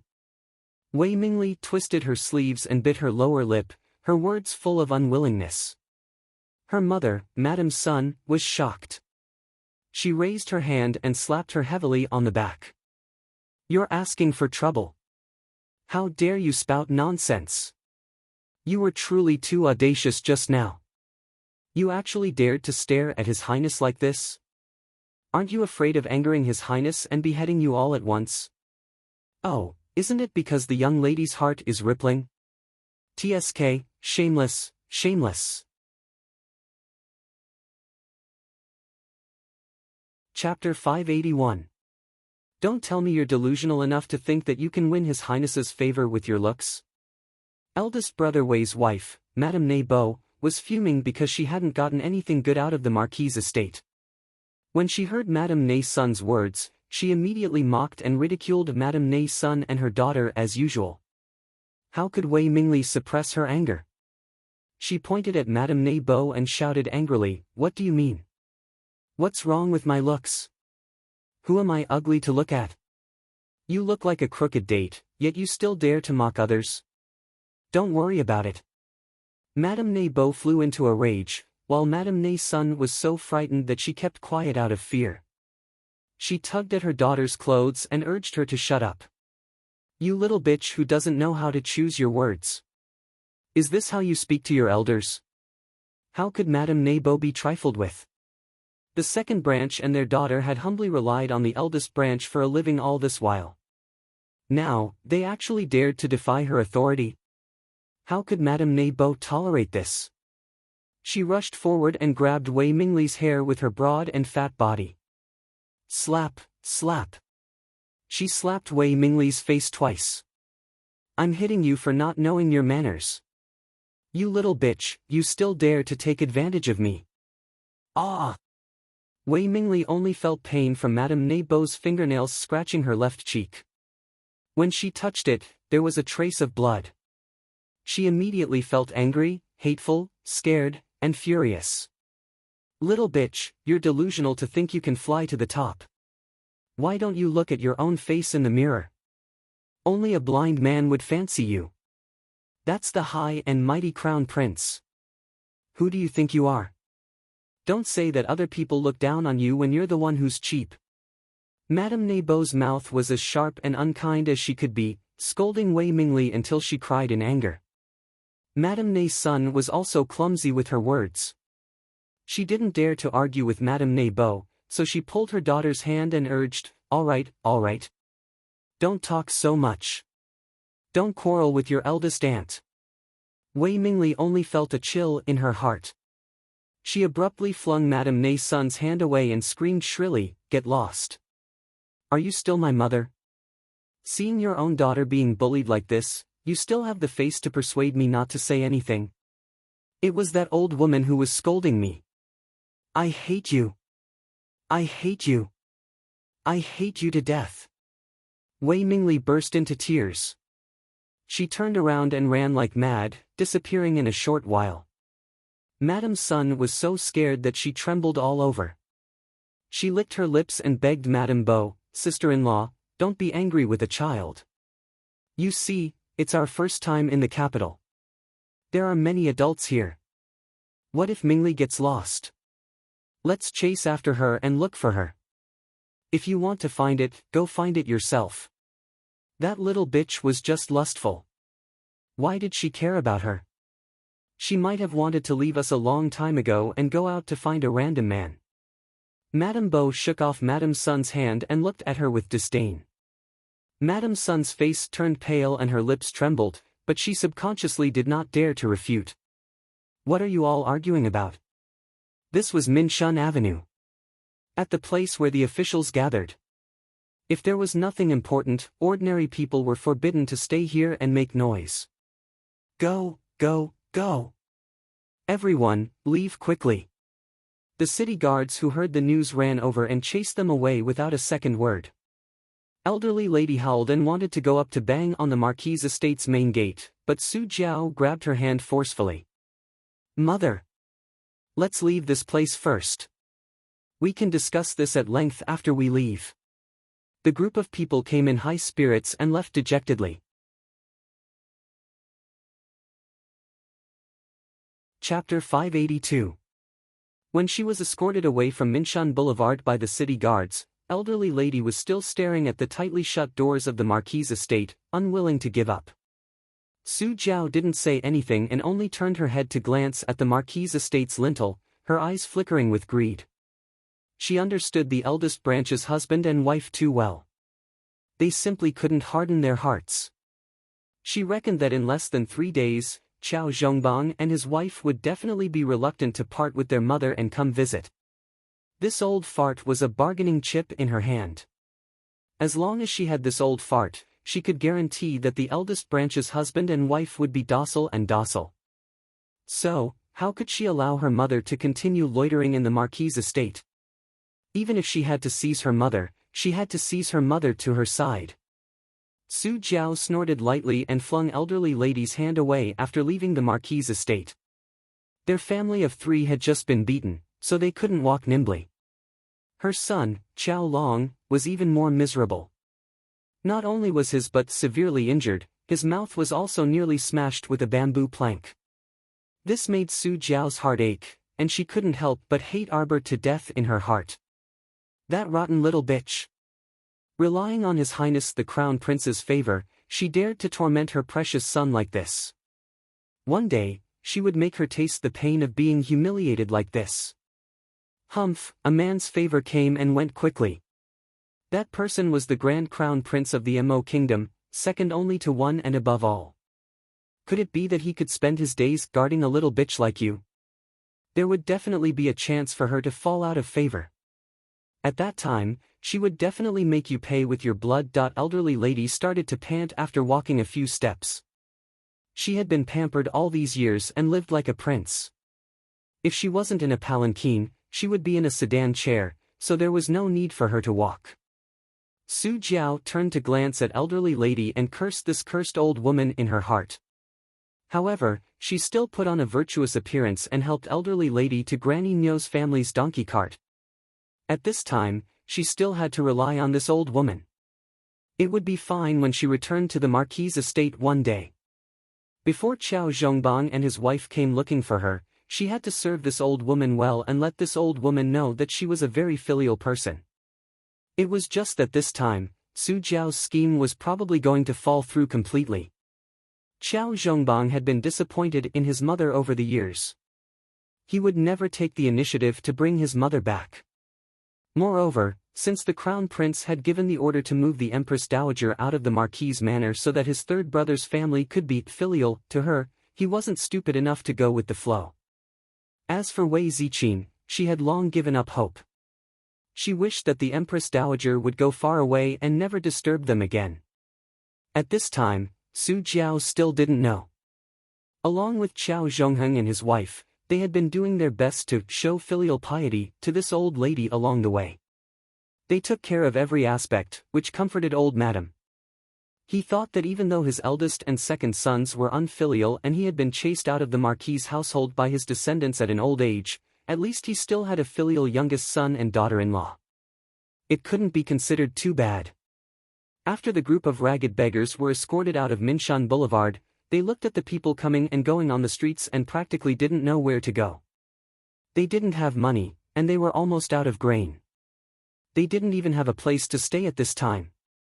What should they do? Chao Zhongheng was already regretting it at this time. He thought that he should have bitterly begged to hug his eldest brother's thigh instead of acting like a big shot and acting like a tyrant. Chapter 583. As for Wei Mingli, after she impulsively ran away from Minshan Avenue, she ran madly along the road. As she ran, she started to regret it. The road ahead was boundless, and she didn't know where to go.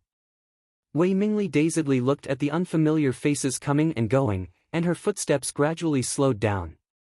Suddenly, she was knocked over by a passing carriage, and her entire body crookedly fell to the ground. She didn't feel the ice-cold ground in her impression, and instead threw herself into a warm embrace filled with ambergris. "Miss, are you all right?" A man's voice sounded beside her ear. Although it wasn't as magnetic and pleasant as His Highness the Crown Prince's, it was still passable. Wei Mingli looked up and met a pair of slightly swollen large eyes with thick eyebrows. The man's face wasn't the slightest bit handsome and could only be considered regular features. It truly couldn't compare to His Highness the Crown Prince, who had slightly raised phoenix eyes and a gorgeous appearance. Wei Mingli couldn't help but be taken aback. Why did she link everything to the Crown Prince? Her small face couldn't help but blush slightly. Could it be that she really was a young girl in love? "I've startled Mississippi." The man's gaze flickered as he looked at Wei Mingli, and he extended his hands to help her up from the ground. Wei Mingli was a bit embarrassed by the other party's scorching gaze. Although she came from the village, she was still a young lady in her late 20s. She was a bit shy from the man's gaze, and her neck drooped. Just as Granny Miao, Su Jiao, and the others were searching the streets for a place to stay, the Chow family in the Marquis estate finally had a harmonious and beautiful reunion dinner. Without the disturbance of unrelated people, everyone was in a cheerful mood, and the meal was very sumptuous. A little later, the Crown Prince took his leave and very naturally held the little fellow's small hand as they left the Chow estate together. It was only after they boarded the carriage that Arbor rolled her eyes at him. She clearly didn't have to return to the palace, but this person insisted on bringing her along. This guy had completely let go at this time and didn't even avoid her younger brothers and sisters. He held hands whenever he wanted and hugged whenever he wanted. He truly did as he pleased. "You can do whatever you want in your own home." The Crown Prince smiled as he carried the little fellow onto his lap. He hugged her waist and whispered into her ear, "You must be tired after a long day. Do you want to sleep for a while?" Arbor felt his ears warm up and reached out to rub them. The Crown Prince let out a muffled laugh. He pulled down her little hand and helped her rub it. His gesture was very gentle. After he was done, he chuckled.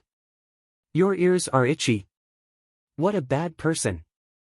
Arbor turned his head and glared at him, but their faces were so close that when Arbor turned his head, his little mouth brushed past the corner of his mouth.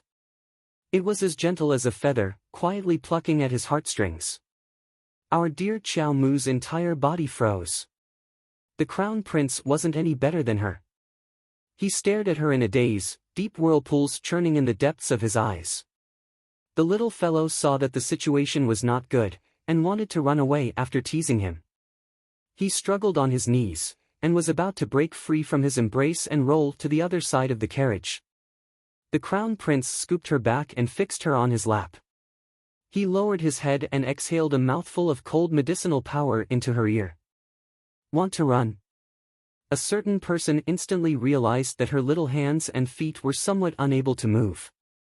A pair of watery eyes widened as she angrily glared at his face that was close to hers. This guy was an apothecary, so how could he carelessly use medicinal power on her? What kind of medicinal power was this? Chapter 584. Heavens! Why was the drug so strong? It made her feel weak all over, and she couldn't even lift her arms and legs. Arbor glared at him. "Oh, you're definitely not convinced by using medicine like this. I'll let you use talismans on me first." The Crown Prince grinned as he pressed his face against hers and exhaled softly. The great Crown Princess was instantly revived. She took out a few talismans and pasted them all on the Crown Prince's forehead. The talismans floated around the crown prince's head. After a while, the crown prince burst out laughing. How annoying! These talismans were completely ineffective on him. In a fit of anger, Arbor reached out and circled his neck without thinking. She opened her mouth and bit his chin. She clearly felt the crown prince's body tense up, and her little mouth opened. His slender index finger caressed her little face, and he chuckled softly. You bit the wrong place, baby. Xiao Mu raised her head, and her small and round chin abruptly landed in his palm. She was just scratching her head in bewilderment when she suddenly felt her mouth being filled with warmth. In her daze, she heard the man chuckle lightly. Bite here, darling. Harder. Darling Xiao quivered and almost jumped up, her head hitting the roof of the carriage. Ha, but that was just a thought. Her entire body was weak from the effects of the medicine, and she couldn't lift her arms or legs at all. This bastard.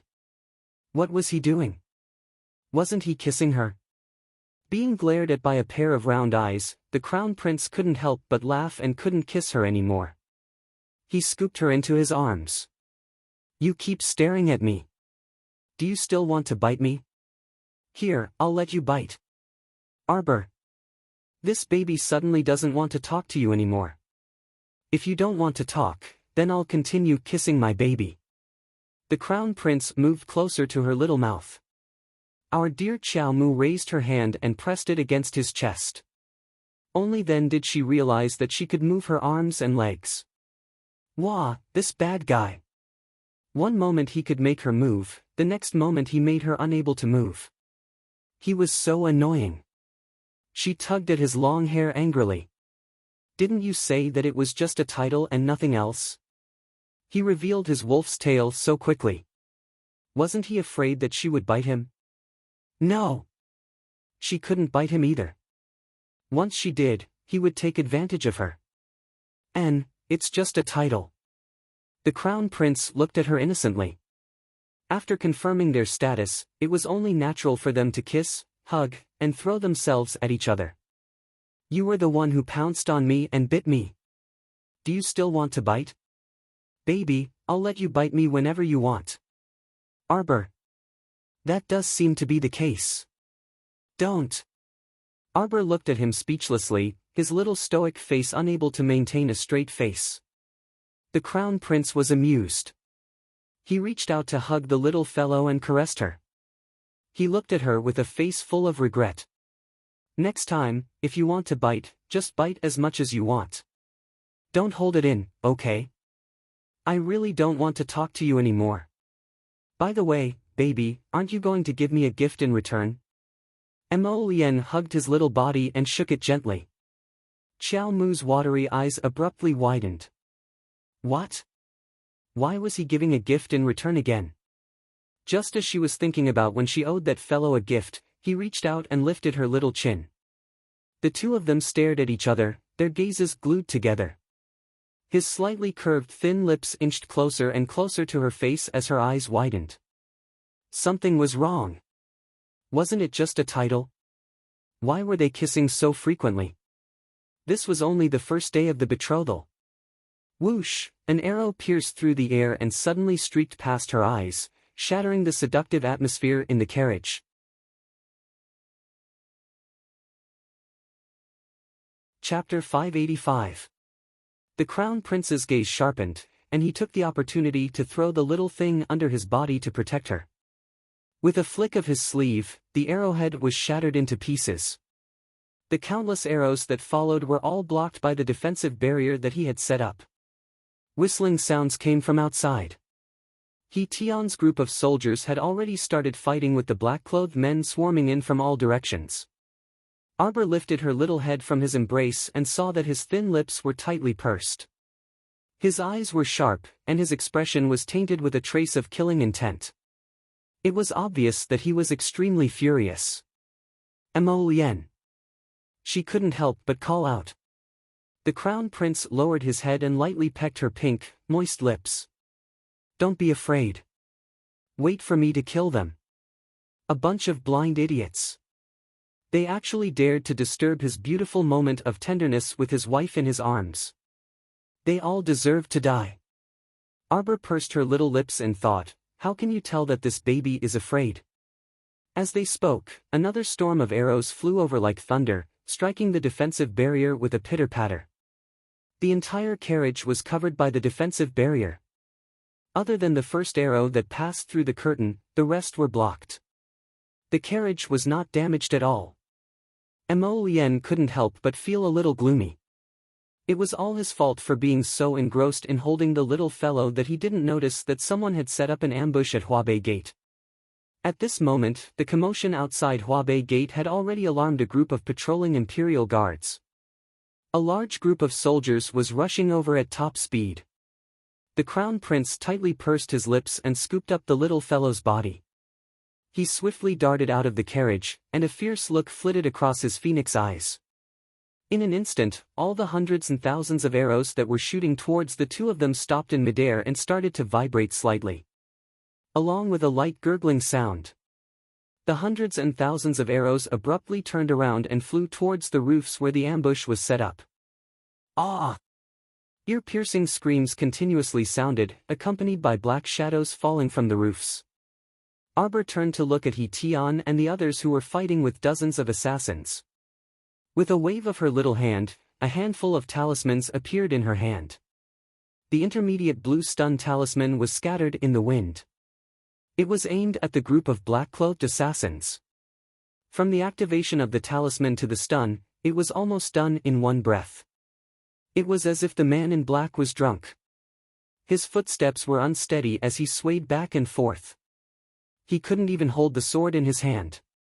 When He Tian and the others saw this, they immediately took the opportunity to kill the assassins. One of them saw that the situation was not good. He turned around and was about to escape. But, he was hit in the chest by a flame. Ah! He screamed. Then, he fell to the ground. His head heavily knocked on the thick stone floor. At this moment, the patrolling Imperial guards had already arrived. When they saw that it was the Crown Prince who had been attacked, they were all scared out of their wits and knelt down to accept their punishment. He Tian rushed over and knelt down on one knee. Your Highness, I have failed in my duty. I didn't notice the assassin's ambush. Mo Lien waved her hand at him and said, they've taken some medicine to hide their scent. Bring some people over to take a look and clean up the archers on the roof. Yes. He Tian paused and asked, do you want to leave them alive? This prince knows who did it. Mo Lien curled her lips and shook her head noncommittally. Clean it up. Yes. He Tian led a group of Imperial guards to clean up the mess where the archers were lying in ambush. Mo Lien held Arbor's little hand and walked to the black-clothed man who was rolling on the ground and clutching his chest. Chapter 586. The two of them looked at each other, then walked up to the howling black-clothed man and looked at him coldly. With a flick of her finger, Xiao Mu took out a blue talisman and struck the person on the ground. After the blue light flashed past, the man suddenly quivered and fell silent. Who sent you to assassinate me? Arbor asked coldly. The assassin rolled on the ground and opened his mouth to say, too. Xiao Mu instantly felt her body lighten. Mo Lien reacted extremely quickly and tossed out a ball of fire that enveloped the assassin's entire body. At the same time, Qiao Qiao, who was hugging him, swiftly retreated backwards. Boom!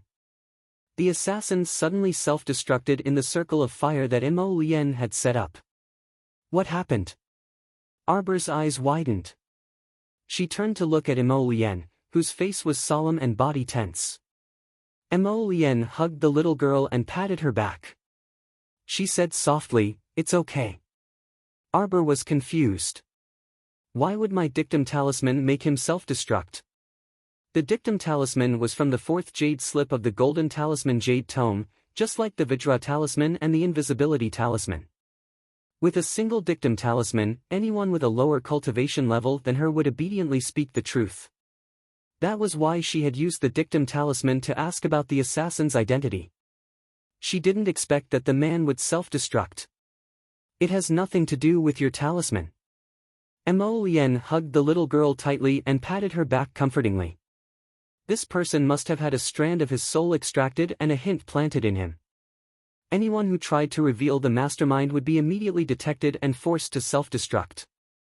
So what did he mean by 2? Arbor believed that her hearing was good. She had heard the word that the black-clothed man had spat out clearly. Mo Lien curled his lips, and he whispered into her ear. At this time, He Tian and the others who were attracted by the huge explosion hurriedly turned back. When he saw that his 2 masters were unharmed, He Tian heaved a sigh of relief. In his heart, he cursed the 18 generations of the assassin's ancestors. Why did he have to stir up trouble? Couldn't he just stop for a while? The news of the crown prince being attacked at Huabei Gate quickly spread to the ears of the great king, the queen, and the other concubines of the imperial harem. They all sent people to express their condolences. The great king and queen summoned the crown prince for questioning that very night. Xiao Mu naturally didn't join in the fun. After Mo Lien sent her back to the eastern palace, she washed up and climbed into bed. At this time, the great king and queen summoned the crown prince into the main hall. They looked at him carefully before asking, "Who tried to assassinate you? Do you know? Your humble servant failed to protect you. Please punish me, great king." He Tian stepped forward and knelt down to beg for forgiveness. He Tian did not neglect his duty. It was my son's carelessness, the crown prince said calmly. The queen glared at her son somewhat angrily and turned to ask He Tian, "Did you find out where the assassins came from?" He Tian immediately looked like he wanted to say something, but stopped himself. The great king said angrily, "What are you stopping yourself for? Speak." "Your Majesty, great king and queen, please forgive me. Your humble servant found this on the assassin's body, but your humble servant didn't dare to say." He Tian presented a crescent-shaped jade pendant with both hands. The great king snatched the jade pendant from him and suddenly became furious. "Guards! Go and invite noble consort Lin and the 3rd prince here." Mo Lien's expression was leisurely. When Queen Zhao saw this, she became angry again. She pulled her son and said, "Imperial mother heard everything. Today's incident happened because you accompanied that girl from the Qiao family back to her maternal home." Chapter 587. When Mo Lien heard this, he was immediately unhappy with his mother's disdainful tone. "Imperial mother, what Qiao family's lass? That's your son's daughter-in-law. The crown princess that imperial father personally conferred upon her." The great king's mouth twitched at the side. He hated that he couldn't go up and give this son a slap on the back of his head. He was such a swindling brat all the time. Was he willing to issue this imperial edict? Ah! That was because he was threatened and forced. That day, the words that this damned son said to him in the imperial study, if he said it out loud, his mother would be angered to death. On account of their relationship as husband and wife, he was too embarrassed to tell Queen Zhao that her son was such a swindling person. In the end, the great king was infuriated when Queen Zhao received the news early this morning. She rushed to his study and angrily scolded him. At this moment, the great king was still suppressing a bellyful of anger. He didn't have a single day of rest. Was this something that couldn't be said? She only said one sentence about that Qiao family's lass, and her son immediately jumped out to defend her. The queen's long, shapely eyebrows shot up as she jabbed her son's forehead with a finger. "Mother hasn't said anything about you yet. You and your imperial father rashly issued an imperial edict to that Qiao family's lass. Do you still have me, your mother, in your eyes?" Queen Zhao was really about to be angered to death. On her end, she had been very enthusiastic and had been helping the crown prince choose the young misses from various manors. All right, on this end, her husband and son didn't say anything. An imperial edict came out of nowhere and directly decided on the crown prince's consort at lightning speed. The key point was that she had never seen this crown princess from beginning to end. She also didn't know what her character was like. In her heart, she had two good candidates for the crown princess that she liked. Now, it was all ruined by this father and son pair. Imperial Mother, your son naturally respects you very much in his heart. Mo Lien was all smiles as he helped his mother to the side to sit down. But your son's daughter-in-law is also very, more, important. If your son can't marry this daughter-in-law, your son will have to be a bachelor for the rest of his life. The great king picked up a book and threw it at the back of the crown prince's head. This unfilial son. He really dared to shoot his mouth off in front of his mother. He did not even mention such shameless words in front of his queen. As expected, Queen Zhao widened her eyes in shock. She looked her son up and down, as if she wanted to see if he was telling the truth or not. Mo Lien tilted his head and dodged the book that his father threw at him. He looked at his mother innocently. Queen Zhao saw that his expression was exceptionally serious, and she was completely curious about that girl from the Qiao family. In Queen Zhao's heart, her son was the most outstanding child in the entire kingdom. There was no girl in the world who could match up to her outstanding son. In the past 20 years, he had never seen him care so much about any woman around him. This crown princess, not to mention that his son had begged for her, why was he so protective of her? How curious. In short, you put yourself in danger for that girl from the Qiao family. Mother is not happy. Queen Zhao said in dissatisfaction, tomorrow night at the palace banquet, you should let mother see that good wife of yours, right? Mo Lien nodded and supported Queen Zhao as she said, Mother, my wife is still young. When the time comes, don't scare her. Your son only has this one daughter-in-law. If you scare her away, your son will have to be a bachelor for the rest of his life. Queen Zhao was both anxious and angry. She jabbed her son fiercely. You child, you talk nonsense all day long. The great king also glared at the crown prince in annoyance. Just then, they heard an announcement from outside. Great king, noble consort Lin and the third prince have arrived. Tell them to get their asses in here. The great king roared angrily.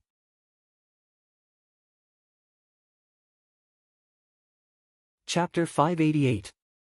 A woman dressed in a gold-embroidered brocade jacket and a lily-colored dress, who was close to 50 but had maintained herself well, was currently gracefully walking into the main hall.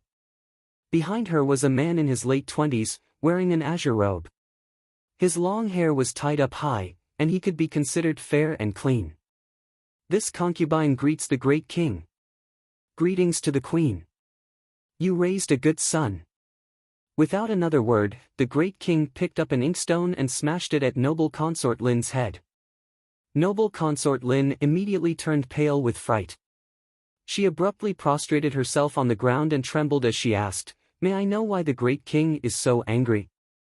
Smack! The inkstone smashed at noble consort Lin's feet, scaring her so much that she paled.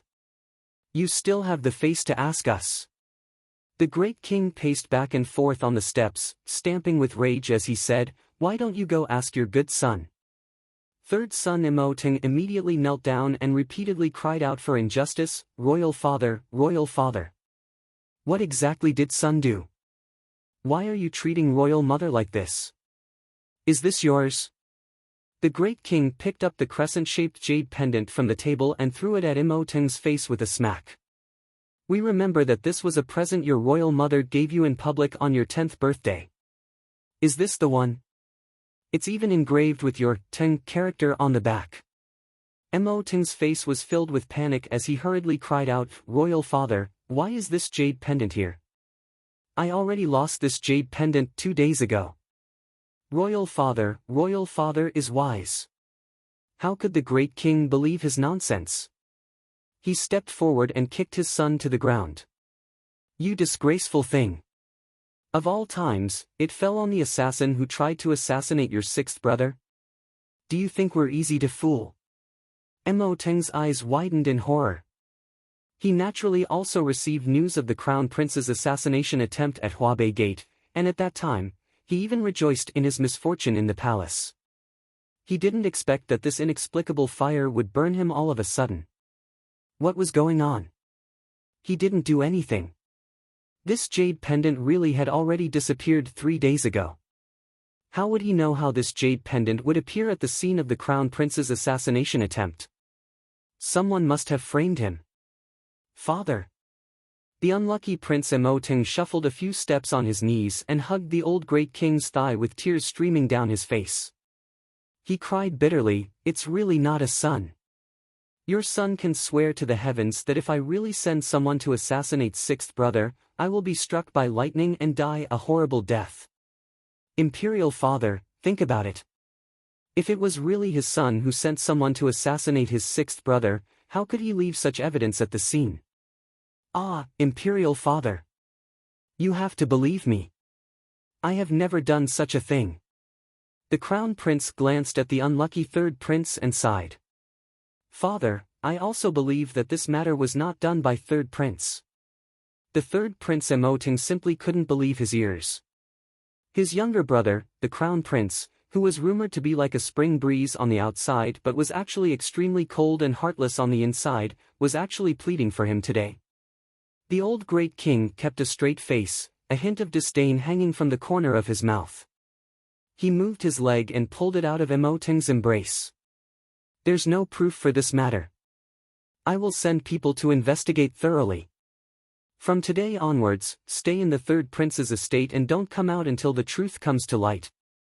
Noble Consort Lin immediately collapsed to the ground and repeatedly cried, "Your Majesty, the third prince is innocent, Your Majesty.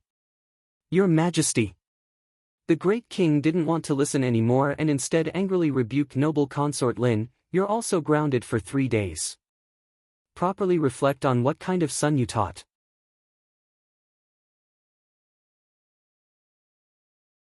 Chapter 589. When the pitiful third prince was chased out of the main hall by the great king, he only felt the cold wind blow by, and his body also shivered. The Crown Prince followed him out and sighed as he looked at him. "Third royal brother, I believe you, but royal father won't listen to me either."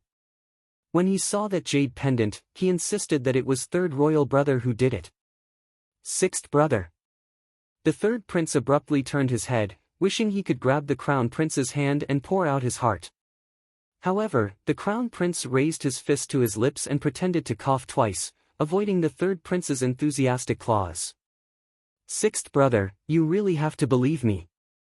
I can swear an oath to the heavens." Emoting stuck out 2 fingers and swore. All right, third royal brother, of course I believe you." The Crown Prince hastily interrupted his string of swearing, cursing him inwardly for being annoying. "Can't you let me finish speaking? This idiot.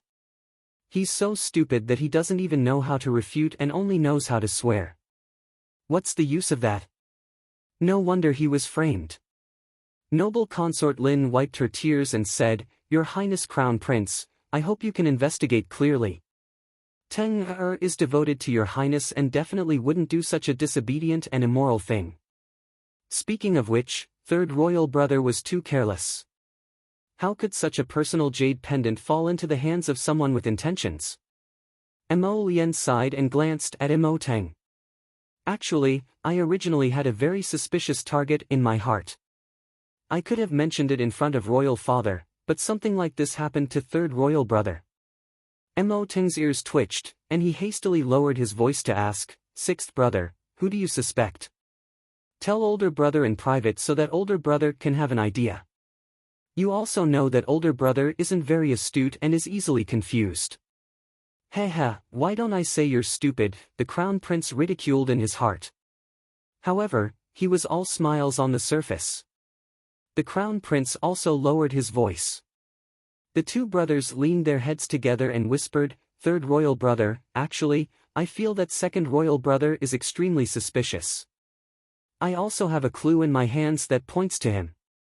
Who knew that third royal brother's jade pendant would fall at the scene of the assassination? I can't help you explain yourself to Imperial father." Emoting's face instantly turned green, and he smacked his thigh as if he had thought of something. He hurriedly said to the Crown Prince, "Sixth brother, elder brother thought of something, so I'll return to the estate first." Watching noble consort Lin and the third prince Mo Lien leave in a huff, Mo Lien muttered to herself, "Who has the time to play this kind of little game with you? He didn't even have time to accompany his wife. This bunch of crooked melons and cracked dates, looking for trouble for him. Humph, he'll just let them fight amongst themselves." "Your Highness, is the second prince planning to do something?" Hui Feng whispered as he followed behind the crown prince.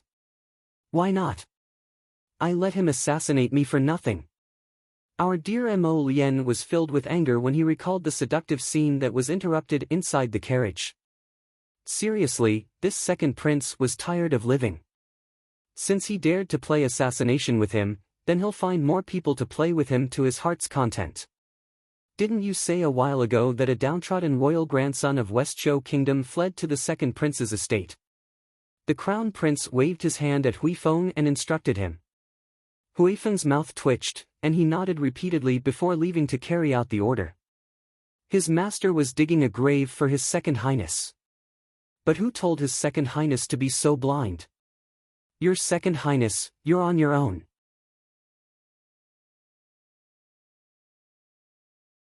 Chapter 590. Second brother, do you know the consequences of provoking this crown prince? Prince Mo sneered. After walking slowly for a while, he suddenly stopped in his tracks. His expression froze for a moment, and his figure flashed as he rushed toward the Eastern Palace. She hadn't entered Paradise Planet to take a look for several days. Ever since that day she tracked the poison-tailed butterflies and got rid of a poison master, she had Sapling move all the poison-tailed butterflies into Paradise Planet. Now that she wanted to take a look, she had Sapling bring her into Paradise Planet. Chocho had specially opened up a separate poison garden for her, and even moved some of the poisonous flowers and herbs in the original medicinal field into that poison garden, completely separating it from the medicinal field. Now that she was strolling in the poison garden, she saw a group of colorful poison-tailed butterflies fluttering in the medicinal field. An enormous black shadow suddenly descended, flapping its wings as it flew toward her. Looking closely, the giant butterfly in front of her had already transformed into a human, with a pair of long and beautiful dark blue wings on its back. In the middle was the figure of a little loli. This was the strange creature that had swooped down from the sky when she wanted to leave the Poison Master's courtyard that day. The queen of the poison-tailed butterflies had named her Xiao Xiao. Speaking of which, that pygmy poison master probably couldn't find peace in the underworld. The poison-tailed butterflies that he had nurtured his entire life were all taken in by this little fellow for her own use. The most interesting thing was that before he died, he didn't even get to see the poison-tailed butterfly queen. After the poison-tailed butterfly queen broke out of its cocoon, it happily pounced on classmate Arbor, directly acknowledging him as its master. Arbor thought that pygmy would probably cry injustice to the king of hell when he entered the underworld. Tilting his little head, Arbor waved at Xiao Xiao, who was fluttering her wings. Xiao Xiao happily shrunk her figure, turning into a butterfly as thick as a finger, and fluttered into Arbor's hand. She cutely called out, "Master, Master, you've come to see me." "That's right. How are you and your little friend staying? This place is great. The mystic energy is rich, and we're free. It's too suitable for us to live in." Xiao Xiao happily fluttered her wings. "That's good." Arbor knew that her Paradise Planet was a good place to live, and the little fellows definitely wouldn't be dissatisfied. She was just asking casually. She stroked Xiao Xiao's wings. "Xiao Xiao, send some butterflies out with me. I want them to go somewhere to scout for information." "Yes, master." With a wave of Xiao Xiao's hand, 3 small black butterflies fluttered up to Qiao Mu, fluttering up and down. "Master, Xiao Xiao Xiao Xiao, master," she said. "If there's anything you need, just tell them and they'll do it." Xiao Xiao Xiao Xiao Xiao Xiao. Qiao Mu nodded. Although her small stoic face was expressionless, the sapling Chocho could tell that its little master was still very happy. "Master, master, I can also go out. I can also work for you." The water child dashed over and bounced several times in front of Qiao Mu. "No need. It's just a small matter.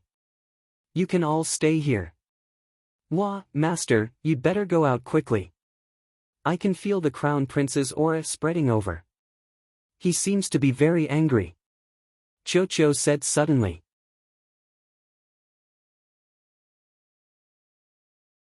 Chapter 591. Xiao, I'll bring them out now. Remember to send me feedback from time to time. Arbor hurriedly had Cho send her out. Almost at the same time, she felt the crown prince's raging aura approach. With a whoosh, his figure landed in the bedchamber. He panicked. He hurried all the way back. But when he entered the Eastern Palace and saw the slender figure, he was clearly stunned. He looked her up and down in a daze. His entire heart seemed to settle down, and his expression relaxed slightly. Where did you go just now? Mo Lien appeared beside her in a flash and pulled her into his embrace. Xiao Mu blinked her eyes. I'm telling you, if you disappear without a word like this again, I'll tie you to my side one day and not allow you to leave my side. Mo Lien lowered his head and was about to bite the little fellow's mouth. Our dear Xiao Mu hurriedly reached out a small paw to block his lips and silently communicated with the sapling. Can you bring Mo Lien into Paradise Planet now? No. Last time, Cho was almost exhausted from bringing in so many living creatures from the outside world. The Crown Prince is such a big person. Let's wait a while. Arbor's eyes curved suspiciously. Only one person? Last time, you brought in so many butterflies, but they were fine. Other than Master, living people are the hardest to bring in. It's another matter if they're dead. Scram! Who are you talking about dying? Arbor's beautiful brows immediately furrowed. No, I didn't say anything. The Crown Prince's cultivation is so high, how could anything happen to him? Wow, Master is so scary. She quickly smoothed things over. Actually, Master, as long as your cultivation increases, it won't be so difficult to bring in living creatures in the future. Cho immediately said fawningly. I believe in Master. It won't take long for you to have a big breakthrough. In Paradise Planet, Butterfly Queen Xiao looked at the fawning Treant with disdain. She unhappily flapped her wings and returned to her poison garden. Why aren't you saying anything? The Crown Prince reached out and held her small chin. His eyes were slightly suspicious as he looked at the silent little fellow in front of him. You disappeared just now. For a moment, just like 2 years ago, he could no longer catch her aura. This made him very anxious, and he hurriedly rushed to the Eastern Palace, afraid that the little fellow would disappear without a word, and that they would not see each other for many years. Why aren't you saying anything? The Crown Princess increased the force in her hand slightly, causing Arbor, who was communicating with Cho, to come back to his senses. Jojo, you're not allowed to run. He lifted her up and looked her in the eye. Can you not run? Where did I go? Arbor looked at him speechlessly. It was all her fault that her cultivation wasn't high enough. If she could bring him to Paradise Planet to take a look, wouldn't everything be clear at a glance? She ran away. He leaned over and bit her lips. Just now. Let's not run anymore, okay? Running makes me nervous. Next time, if I can't feel your presence, I'll take measures against you, okay? Ah Pui, what measures do you want to take? Arbor struggled in his arms, but failed to break free. She angrily bared her little white teeth and bit him.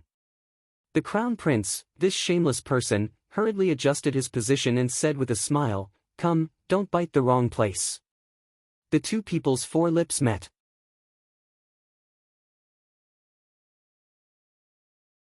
Chapter 592. Splash!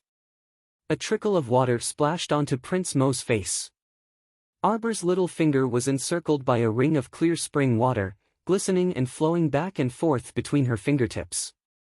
At this moment, the handsome and otherworldly Crown Prince Mo was looking at her in bewilderment with a head full of water, his long hair dripping wet. This appearance. Arbor couldn't help but snicker, and then burst out laughing. Mo Lien looked at her in a daze for a while, then suddenly hugged her tightly and said excitedly, "Jojo, Jojo, you smiled at Jojo. Look at this fool, was it worth it to be so happy just because she smiled?" He wanted to grab her and fly up. Arbor reached out a pair of little claws and rubbed his wet face, a faint gentleness flashing through her big eyes. "You're wet, go take a bath." "Okay, then you should sleep early. Don't worry about the palace banquet tomorrow night, I'll go with you." Prince Emo rubbed the little fellow's forehead. Arbor snorted. "I'm not worried at all. It's others who should be worried.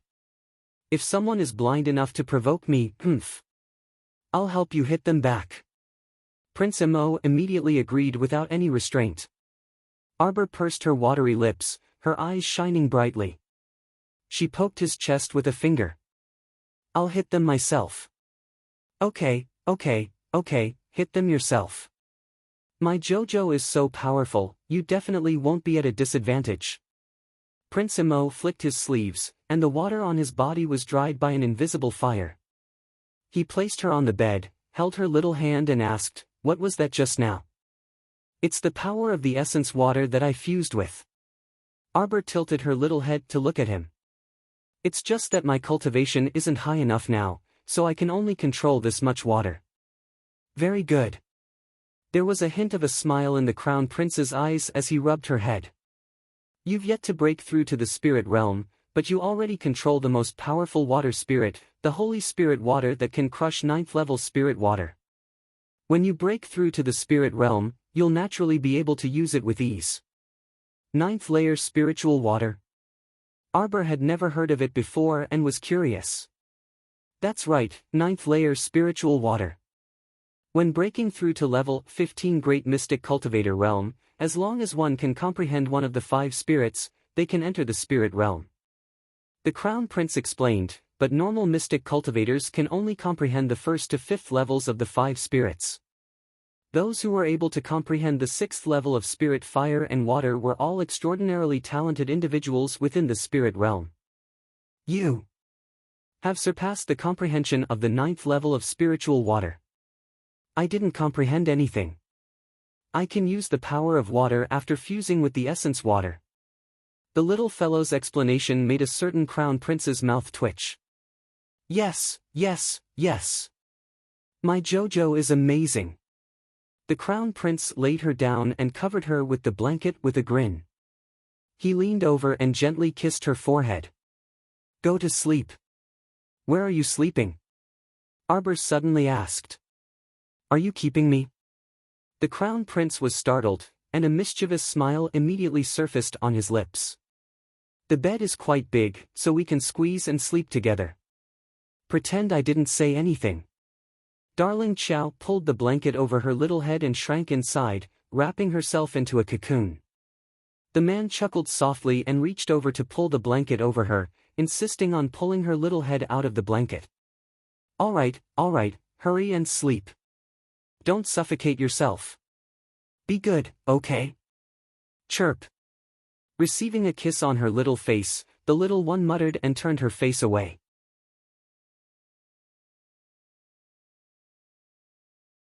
Chapter 593. Sleep well, there's no rush to wake up early. Tomorrow, when I'm done, I'll come back and tell you a big joke. The Crown Prince narrowed his eyes and smiled. He reached out to tuck the little fellow in before leaving. Until his bamboo-like figure gradually disappeared from the window outside the bedchamber, Arbor continued to stare in a daze. She suddenly shrank her head into the blanket and reached out to touch her slightly hot little face. His words lingered in her heart, and not long after, she poked her head out of the blanket. She was as timid as a small animal in the snowy night, her eyes especially bright in the dark night. There was only one candle lit in the corner of the room, and the faint yellow light spread out. After tossing and turning for a while, she didn't know when she fell asleep. When she opened her eyes, it was already late in the morning. Xiao Yao heard her movements and immediately walked over with a smile. She helped her freshen up and change her clothes with a smile on her face. Little mistress, did you sleep well last night? Not bad. Arbor pursed her lips. She thought that the crown prince must have given her some medicine, otherwise, how could she sleep so soundly later on? That's great. Xiao Yao took out a red dress for her to change into. She said, Her Majesty the Queen is holding a small banquet tonight to see Little Mistress. Little Mistress, you don't have to worry too much. Her Majesty the Queen is an especially forgiving person. Arbor fiddled with the jade beads in her hand and said with a childish attitude, If she doesn't treat me well, I'll ignore her. Xiao Yao almost laughed out loud. She fiddled with her hair. Comb it again tonight. It's still early, so let's leave it like this for now. Does Little Mistress want to eat now? I'm not that hungry. I'll go read for a while. I'll just get some snacks later. It's better to eat some staple food. No need. I'll eat later. Get more food. After eating, I'll go to that whatever palace banquet. The little fellow waved her hand. She hugged the book and ran to the brocade couch by the window to read. Xiao Yao was a bit dumbfounded. After staring blankly for a while, she couldn't help but want to laugh. Little Master wanted to eat his fill so that he could join the battle later. Mo Lien didn't come back until the evening. Arbor saw her, put down his book and ran over. I've finished reading all the medical books. You can send them back now. It's snowing outside again. Mo Lien was very wet all the way, so he didn't go forward to hug her. Instead, he prepared to change his clothes. All right, send it back and see if there are any other medical books in the Imperial Physicians Building. Speaking of which, it was really funny. The old doctors of the Imperial Physician Building actually jointly wrote a letter to complain about him in front of his imperial father. The old great king even called the crown prince over and reprimanded him. But in the end, the crown prince still didn't return the book to the imperial physician, so the matter was left unsettled. The little fellow followed closely behind him. Then let's eat. Mo Lien took off his outer robe and changed into a clean one. He reached out to hug her. Are you hungry? Set the table. Yes, Your Highness. Xiao 11Z retreated and gave the order. I'm not that hungry, right? The little fellow had just chewed on a peach. She rubbed her stomach. It's only when I'm full that I have the strength to beat people up. She had a feeling that this banquet was going to be a torturous one. That's why she had to eat her fill in advance so that she wouldn't have to listen to some people's chatter when she was hungry. The crown prince, what should he do when his wife didn't rely on him at all? Beating people up was so tiring. Did he need his wife to do it?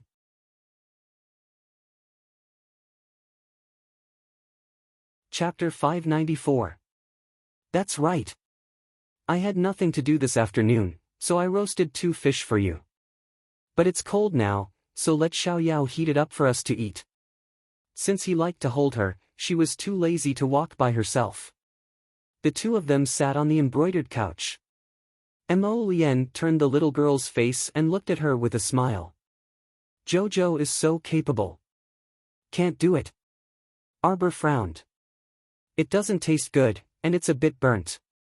You should roast it next time. It was also because these fish were born and bred in Paradise Stars Lake, so it was a pity to waste their rich profound energy. Otherwise, she would have thrown them away. Jojo's cooking is delicious. As she spoke, Xiao Yao smiled and brought people forward to serve the dishes. 2 slightly burnt fish. Mo Lien was a bit surprised when she took the first bite. The profound energy wrapped around the fish was very rich, as if these fish had been raised in some profound realm for a long time. He glanced at her and didn't say anything. Thinking about the peaches that the little girl had taken out earlier, he thought that this little fellow must have had a fortuitous encounter. After the two of them finished eating, Xiao Yao went forward to tidy up Arbor's clothes and hair again. Only then did the two of them leave the door and board the carriage, heading towards the central palace. At this time, the snowflakes were a bit heavy. Arbor reached out a hand to the curtain and watched the snowflakes fall on her palm, sparkling brightly. Her brows moved slightly.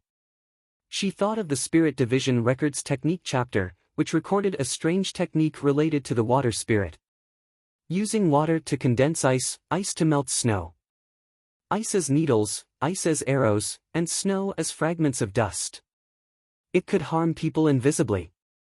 With her current cultivation, she couldn't use the water spirit's power in a large area.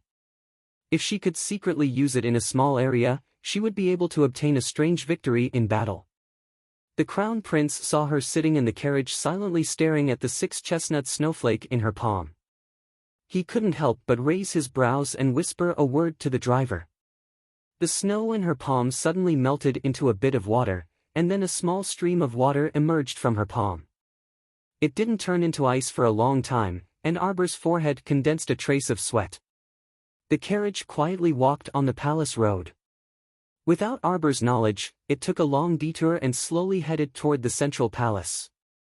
Condensing water into ice was easier said than done. It was impossible for her to be born with the ability to change the form of water and easily condense water into ice. Qiuqiu's assistance would always be an assistance. Only when she could control the water manipulation ability would it be her own power. This required her to try again and again to test the waters and put in more effort. Because she had fused the life essence water, she might have a success rate that was more than 10 times higher than others. However, she still needed to constantly try to solidify it. There was nothing that could be easily obtained. The crown prince stared at her with a smile on his lips. His Qiao Qiao was truly a person with outstanding innate talent. Even a snowstorm could open the door to enlightenment for her. This kind of comprehension ability was already one of a kind in this world. After an hour, Arbor grasped the essentials. Under her control, a small stream of water condensed into a piece of sparkling ice crystal. In a flash, this piece of ice crystal turned into a 6-chestnut snowflake, flashing in her hand. When she suddenly raised her hand, it suddenly flew out. Swoosh, swoosh, swoosh. The snowflakes cut through several nearby trees. After the carriage moved far away, the trees split from the middle. The upper half of the branches suddenly fell to the ground and split into 2 pieces. Arbor sighed and turned to meet the crown prince's smiling gaze. I just got home. You don't have to wait for me until 11 o'clock.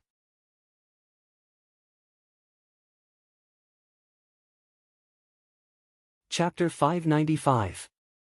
This kind of control over the water spirit can absolutely be considered as a gift blessed by the heavens. Mo Lien pinched her small face.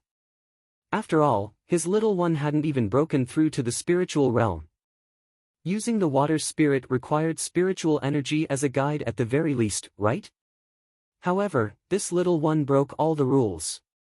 No level 11 mystic cultivator could use mystic energy to control the water spirit. This wasn't as simple as skipping levels to control it. This little one was definitely an oddball.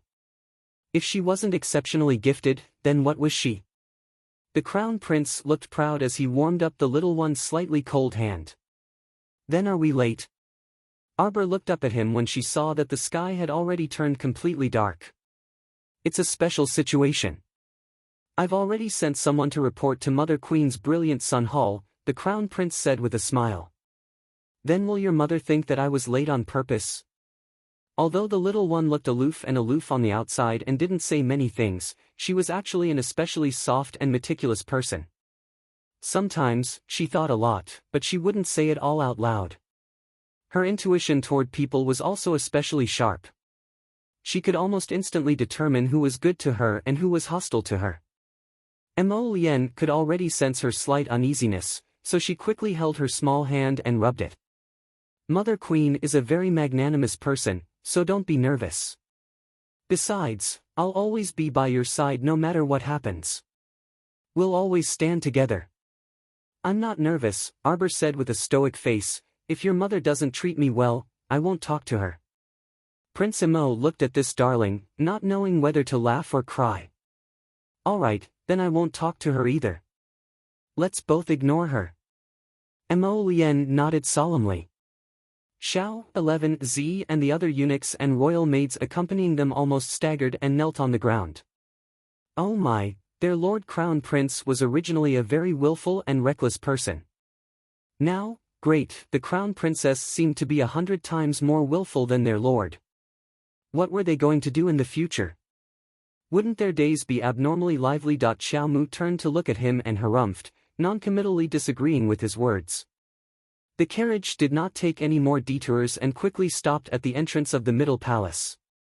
The two of them got out of the carriage and didn't use the palanquin. Instead, they held hands and slowly walked through the snow. Xiao 11Z quickly opened up an umbrella and called for the palace maids on the side to hastily hold umbrellas for their two willful masters. Along the way, the roofs and trees on both sides of the road were already covered in a thin layer of snow white. If this snow continued for the whole night, it would definitely accumulate again tomorrow. Inside the brilliant sun hall where the queen was holding a banquet, a group of noble ladies with titles and daughters-in-law from aristocratic families were already seated, waiting for the banquet to begin. The queen was dressed in a golden and red robe with layers of clouds embroidered on the hem. She sat upright on the seat of honor, drinking tea leisurely from beginning to end, not saying a word. There were only a few whispers below, and no one dared to say anything. Until the announcement of Consort Zheng's arrival broke the apparent tranquility of the palace. All of the noble ladies with titles and daughters-in-law from aristocratic families stood up and bowed, saying in unison, "Greetings to Consort Zheng." Her Highness Consort Zheng, who had a slender waist and a voluptuous and tall figure, was dressed in a long red dress with rippling ripples. She wore a gorgeous hairpin with 8 treasures and pearls in her hair. With the help of the palace maids, she gracefully swayed her way to the first seat below the seat of honor. The top-grade pearls hanging next to her cheeks clanked as they bumped against each other as she walked.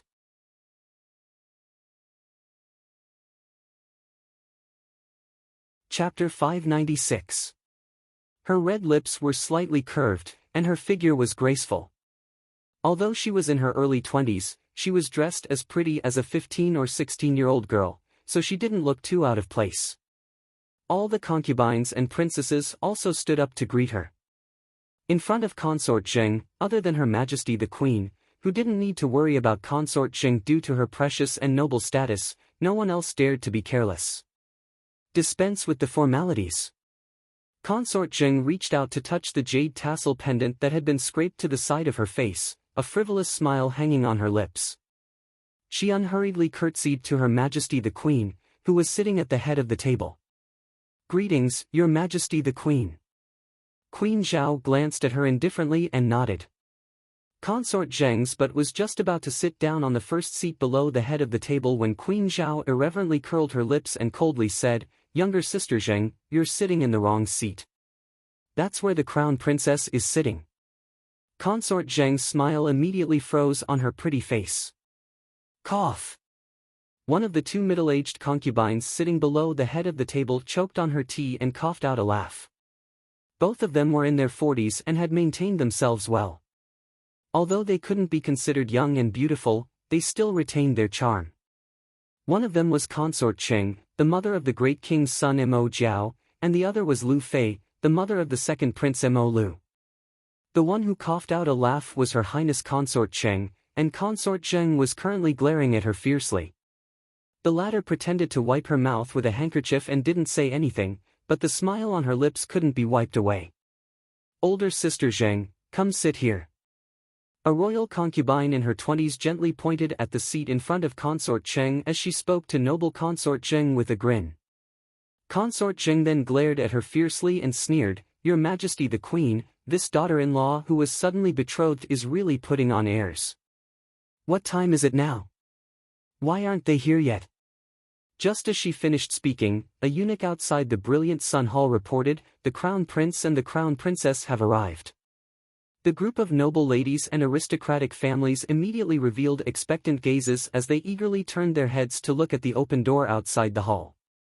Consort Zheng immediately lost her composure. She straightened her back and glared at the seat under her butt. If her gaze could split the seat, she would have done it long ago. That damned old hag. Why didn't she say that this was the crown princess seat earlier? Why did she have to wait until she was sitting down? How embarrassing. Consort Zheng stood in front of the seat. She felt that it would be too embarrassing to walk away now, so she didn't sit down. Instead, she looked coldly at the couple entering the hall hand in hand. Who knew how many people's gazes they had attracted on their way here? The Crown Prince and the Crown Princess were dressed in red as they walked in hand, looking very eye-catching.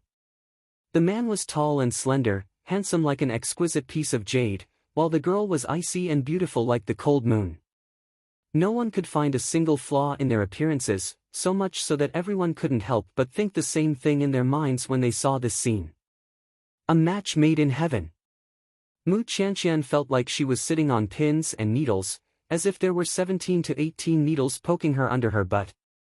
She shifted her body uneasily, and her malicious eyes glared straight at the red-clothed little lady who was walking past her. So hateful. Was it her? The lowly lass who suddenly appeared out of nowhere and stole her crown princess position. Mu Qianqian completely didn't recognize that she had seen Arbor in the Qin estate before. At that time, Arbor was still in disguise, so her current appearance was naturally worlds apart.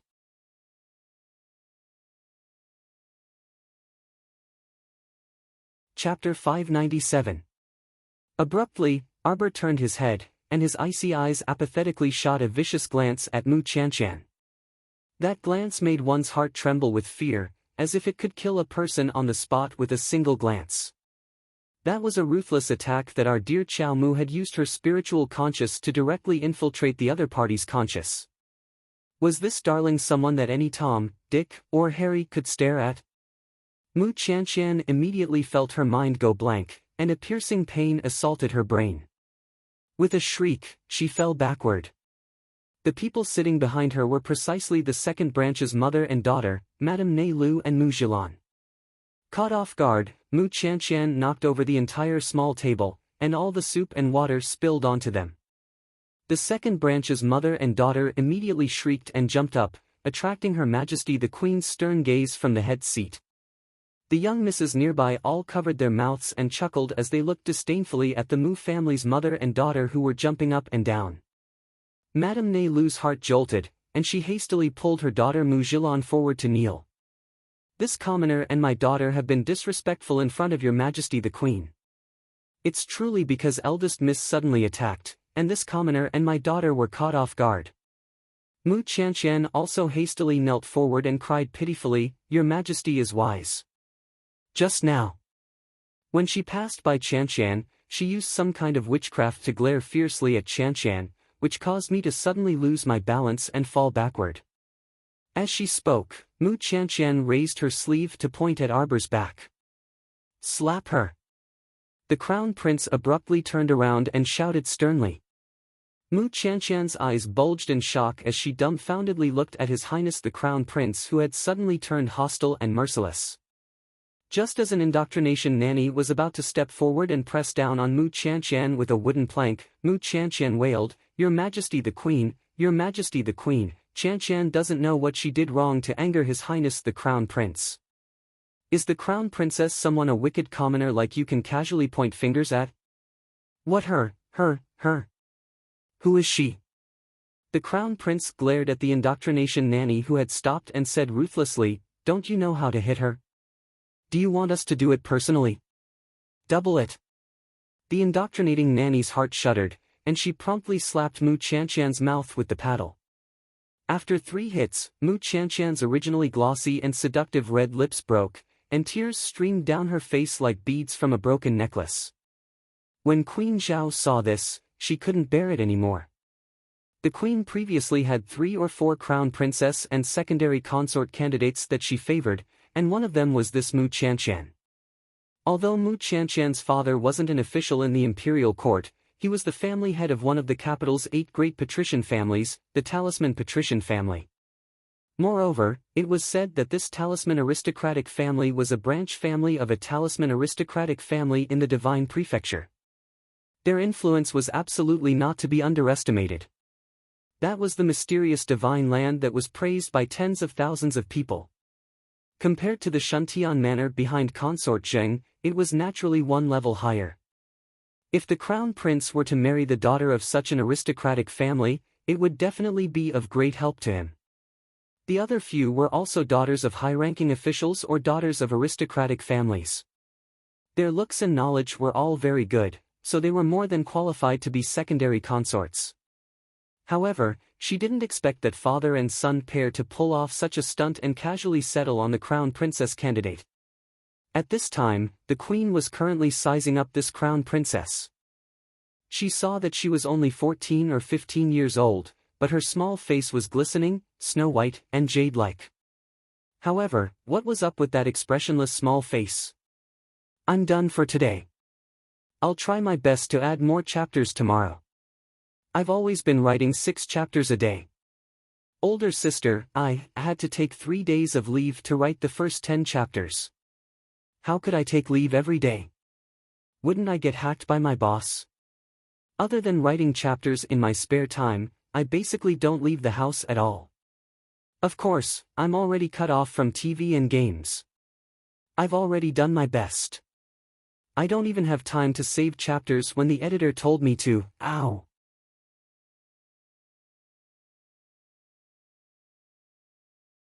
Chapter 598. Greetings to Royal Mother. Prince Imo walked up while holding Jojo's small hand and curtsied to his mother. After witnessing the crown prince's severe punishment of Mu Qianqian, the group of royal concubines, madams, and noble ladies all tacitly understood that the crown prince attached great importance to this consort. No one would continue to idiotically provoke this crown princess's dignity in front of the crown prince. Therefore, they all obediently curtsied to the crown prince and crown princess. Our dear Qiao Lin, who was at the back of the crowd, couldn't help but twist her small body in excitement. Her mother, Wei Ziqing, patted her small hand lightly and shot her a warning glance before she finally settled down. Wei Ziqing had arrived early with her daughter, but her eldest daughter didn't show up even after waiting for a long time. Now that she saw the crown prince personally escorting her eldest daughter over and even defending her in front of others, she couldn't help but be extremely delighted. She liked this son-in-law no matter how she looked at him. Queen Zhao was a protective mother, so she naturally wouldn't embarrass her son in front of everyone. Even if she disapproved of our dear Qiao Lin's stoic face, she naturally wouldn't show it on the surface. She had them dispense with the formalities with a chuckle and secretly cast a glance at her son. Truly, her son had grown up and she couldn't do as she wished. Could it be that she would eat the crown princess up? She even specially sent the crown princess over. She couldn't see how this little lady was worthy of her peerlessly outstanding son. She could tell at a glance that this young lady had an icy temperament. Her small face didn't even have the slightest hint of a smile when facing the elders. Heaven knew how much her son would suffer from chasing after her. When she thought of how such a good son would suffer grievances in front of a young lady, Queen Zhao didn't feel good about it. In Queen Zhao's opinion, her son was the best in the world. When young ladies saw him, they should be like Mu Qianqian and the likes, swarming over like bees.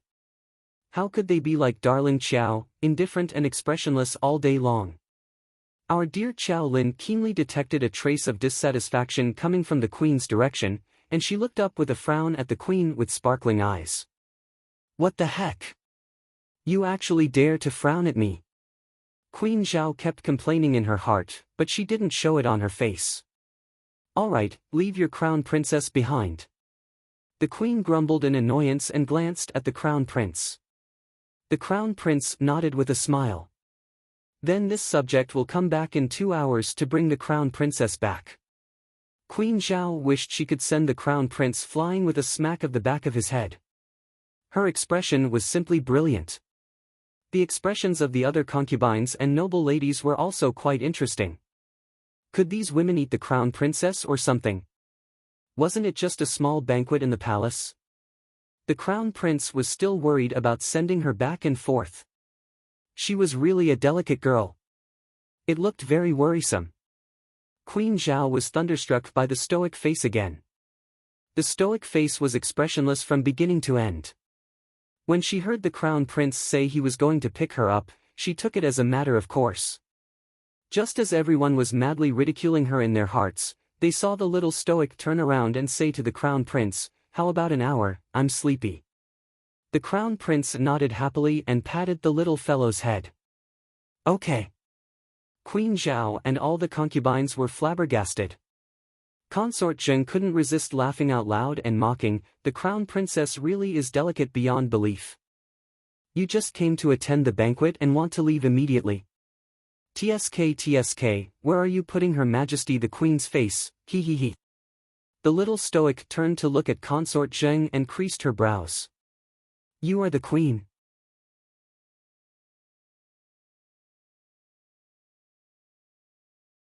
Chapter 599. Consort Zheng was dumbstruck for a moment before retorting angrily, I am Consort Zheng. Your mistress hasn't even said anything yet, so why are you, a concubine, spouting so much nonsense? You don't even know the slightest bit of etiquette. Arbor irritably prodded her and turned her head away, no longer looking at her. This time, everyone was truly shocked. It was fine if the crown princess didn't say anything, but the moment she opened her mouth, she verbally attacked Consort Zheng. She truly wasn't the slightest bit polite. Consort Zheng gnashed her teeth, wishing for nothing more than to slap Arbor's expressionless little stoic face. However, she still had some IQ and knew that the crown prince was here. If she dared to lay a hand on the crown princess, she would definitely be sent flying by the crown prince, who was protective of his own. Thus, no matter how much she ground her teeth, she endured it and didn't make a move. She merely brushed past the crown princess in an unpleasant tone and said to Queen Zhao, Your Majesty the Queen, the crown princess dares to speak so rudely in front of you and torment us concubine mothers. I really don't know what other outrageous things the crown princess would do if you weren't present. Crown princess. The queen put on an act and berated, How can you be so rude to the noble consort? The noble consort is also a concubine. A trace of impatience hung on the little stoic's face. She speaks so much, aren't you going to discipline her a bit? You're going to let her jump up and down like a grasshopper. You don't find it annoying, but I do. I don't want to talk to her, so please make her shut up. Queen Zhao was actually left speechless. Pfft. A pretty and delicate girl about 18 or 19 years old abruptly laughed out loud. Immediately after, she attracted a slight glare from her lady mother, and the girl playfully stuck out her tongue before closing her small mouth. She then secretly winked in Arbor's direction. That's 8th sister Mou. She has a good temper. If you're bored, you can go find her to play. Mo Lien curled his lips as he whispered while tugging at Xiao Xiao's small hand. Consort Zheng's expression could no longer be described as ugly. A layer of dark clouds was smeared on her pretty face. Her eyes revealed a bit of viciousness as she coldly stared at this little slut who dared to speak nonsense and ruthlessly trample on her imperial concubine face. Very good. How many years had it been since someone had dared to speak to her in such a disrespectful tone? That slut who dared to provoke her imperial concubine had long been drowned at the bottom of the pond in the imperial garden and turned into a pile of mud. She couldn't be more dead. The crown princess, this little bitch, just because the crown prince doted on her, she dared to look down on her. She wanted her to regret coming to this world. Young-hee, you are glaring at our crown princess like this. Are you dissatisfied with her? The crown prince suddenly spoke in an icy tone. Consort Zheng's body immediately chilled, and she hurriedly retracted her gaze. She forced a smile and said, Your Highness the Crown Prince must be joking. How could this concubine dare to be like this? After speaking, she rubbed her forehead and pretended to have a headache. She said delicately to Queen Zhao, Your Majesty the Queen, please forgive younger sister. Younger sister has a headache and will take her leave first. What a disrespectful concubine. Darling Qiao said with a cold expression, You just came to the banquet and already want to leave. Where are you putting Her Majesty the Queen's face? This completely threw Consort Zheng's words back at her. The imperial concubine was so angry that she fell backwards and was quickly supported by 2 palace maids. Everyone. Queen Zhao's mouth twitched fiercely as she solemnly sized up the little girl.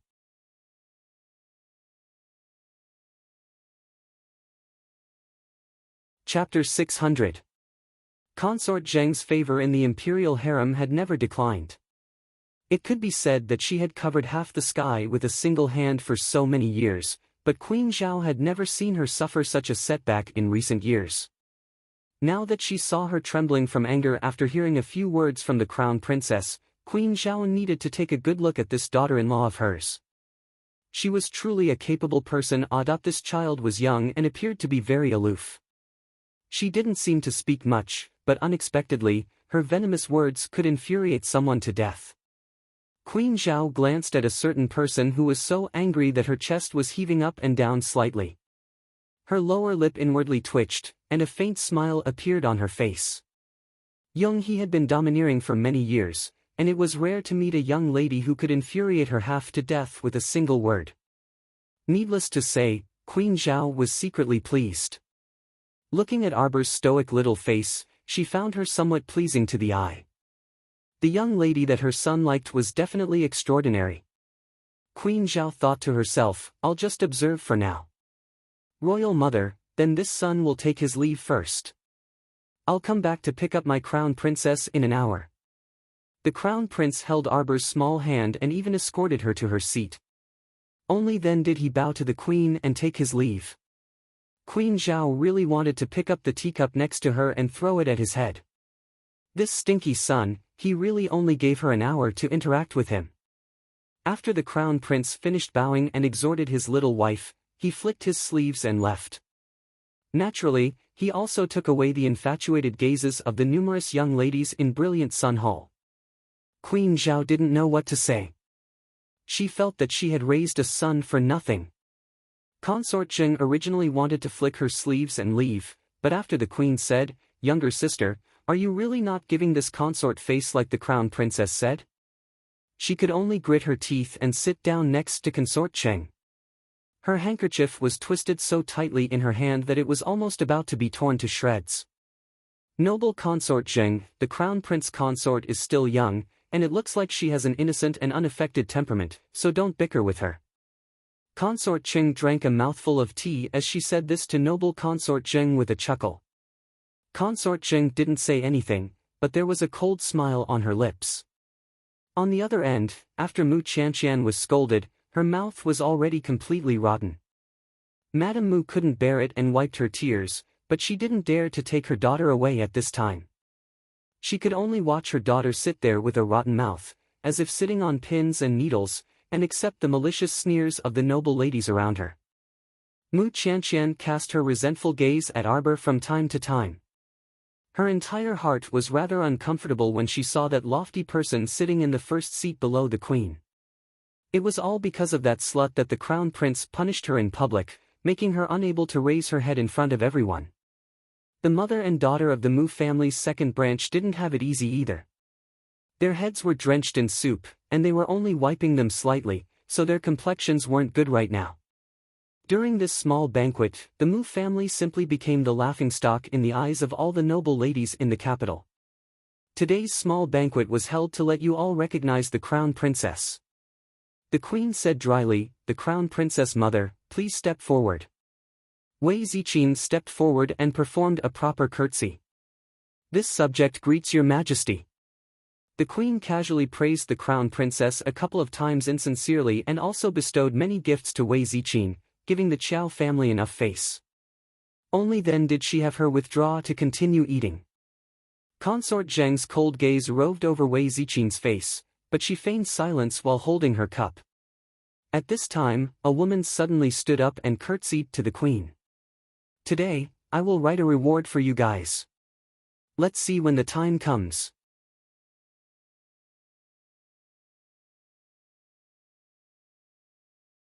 Chapter 601. This woman's cheeks were slightly protruding, and her face was extremely thin. Her eyes were sharp and spirited, and Arbor felt that she seemed to have swept an imperceptible glance at her face when she stood up. That gaze was displeasing. "Princess Anam, what do you have to say?" The queen's tone towards Wu Hongma was rather amiable. "Your Majesty the Queen, my niece Wu Xiaosu has learned a new fan dance. It looks rather interesting, so I'll have her dance a song for your Majesty here to liven things up a bit." The queen nodded slightly. Very good. The 18-year-old girl named Wu Xiaosu had probably made preparations early on. As soon as the queen nodded, she walked into the brilliant sun hall under the royal maid's guidance, dressed in a long pink dress with smoke and sand fluttering around her. She held her head high, her chest puffed out, and her chin raised proudly. "Greetings, Your Majesty the Queen." Wu Xiaosu and the group of girls greeted in unison. "Rise." "Wu Xiaosu. Is it the Wu family's eldest daughter?" the queen asked softly. Princess Anam nodded with a smile. Replying, "Your Majesty, it is indeed the Wu family's eldest daughter." This smile caused the vassal king consort of Anan's protruding cheekbones to deepen. Xiaosu has embarrassed herself. After the Wu estate's eldest miss, Wu Xiaosu, bowed again, she turned around and signaled the two dancers behind her with her eyes. Instantly, the melodious sound of a zither rang out, and Wu Xiaosu's body bent backward in a very exaggerated arc. Her waist was so soft that it could almost be snapped in half. Swish! A pink feather fan slid out from her sleeve, covering half of her face. The fan dance appeared extremely beautiful under the performance of 16 young and beautiful girls, and every movement could become a beautiful scene. The stoic face was expressionless as she poked at the food in front of her with her chopsticks. Then, she casually flipped through the food and quickly put down her chopsticks in disdain. The food had already cooled down, and it couldn't even compare to her family's Chiochio's small, warm, salt-free stew. It truly was very boring. To entertain so many guests, the food was naturally prepared by the imperial kitchen. On the way from the imperial kitchen to the central palace, although the food was packed in brocade boxes and padded with cotton wool, it was still a long journey. It would be strange if the dishes were not cold after being carried all the way here on such a snowy day. The little fellow had always been a picky eater and was unwilling to touch the cold food. How could her mother, Wei Ziqin, not know her daughter's delicate temperament? Looking at her daughter from afar, her eyes were slightly worried. "Crown Princess, let this servant add some fruit wine for you." A palace maid serving beside her lowered her head and took 2 steps closer. She held the white jade pot in her hand and added a fruity wine to Arbor's cup. This was a winter fruit that could grow in a world of ice and snow. It could be used to fill one's stomach when one was hungry. It was also good for brewing wine. The fruit's fragrance was very rich. The main reason was that this type of plant was very easy to grow, and the probability of mutation was not high. Therefore, in the inner city of the capital, the seeds of this type of fruit tree had been planted on a large scale in recent years to satisfy various needs. Of course, to the poor and starving commoners at the bottom, the price of something like the winter fruit was still very high. Arbor expressionlessly raised her wine cup and fanned it twice with her hand. As a fruity fragrance assailed her nostrils, Arbor's expression turned icy cold in a split second. With a flip of her wrist, the cup of top-notch fruit wine splashed onto the palace maid's face. Ah!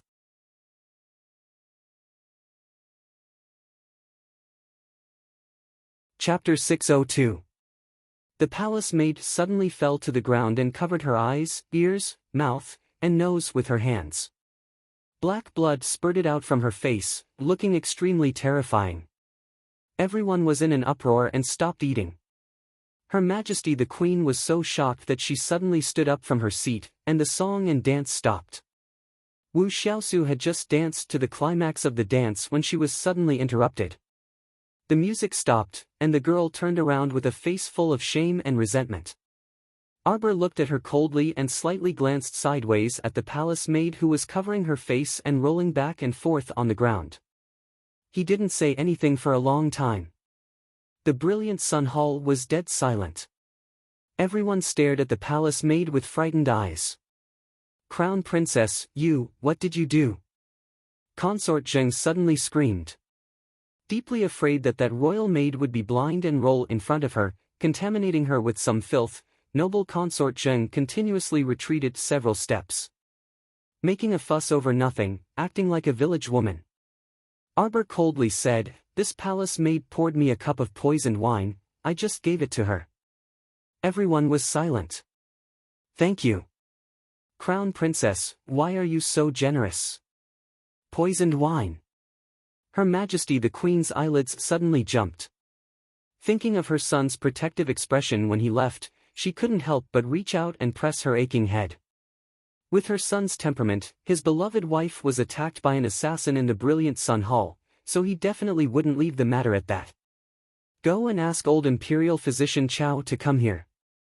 Seeing the palace maid rolling on the ground but not dying, everyone felt a chill in their hearts. That palace maid's face should be rotten. Otherwise, why would there be black water constantly coming out from her 5 fingers? What kind of powerful poison was this? Just pouring wine on a person's face would immediately cause the skin to rot and decay. What if the Crown Princess drank this cup of poisoned wine? Everyone couldn't help but tremble. After a long time, old Imperial Physician Chow hurried over to the central palace. As soon as they entered the Brilliant Sun Hall, they saw the poison palace maid wailing in grief in the middle of the hall. She hadn't stopped breathing. Everyone had scattered far away. No one dared to approach the palace maid. Only a young girl in a red dress with a cold face stood calmly beside the screaming palace maid. From time to time, she would step forward and kick her. Stop screaming, the Imperial Physician is here. Old Imperial Physician Chow looked at the young lady speechlessly and hurriedly went forward to pick up the broken wine jug and cup. He sniffed it and tested it with his medicine before nodding with certainty. The wine was poisoned. It's just that this old man's knowledge is shallow and I don't know how this poison is concocted, so I don't have a prescription for it. Xiao Mu's lips curled up. If you can identify the antidote for my poison, then you're really amazing. When the palace maid poured the wine for her, she smelled that something was wrong with the wine. Taking advantage of the time she took to fan the top of the wine cup, she had already sprinkled the poison powder down and then smashed the entire cup of wine on the palace maid's face. What is this called? This is called harming others and harming oneself. The palace maid had only given him a slow-acting poison. This kind of poison had to be taken for at least 3 months. After accumulating in the body over the years, it would suddenly erupt and cause a sudden death. The good thing was that there were no signs of sudden death from poison at all. She was just a little curious. Who would use this kind of mild poison to deal with her? Was there going to be another move in the future?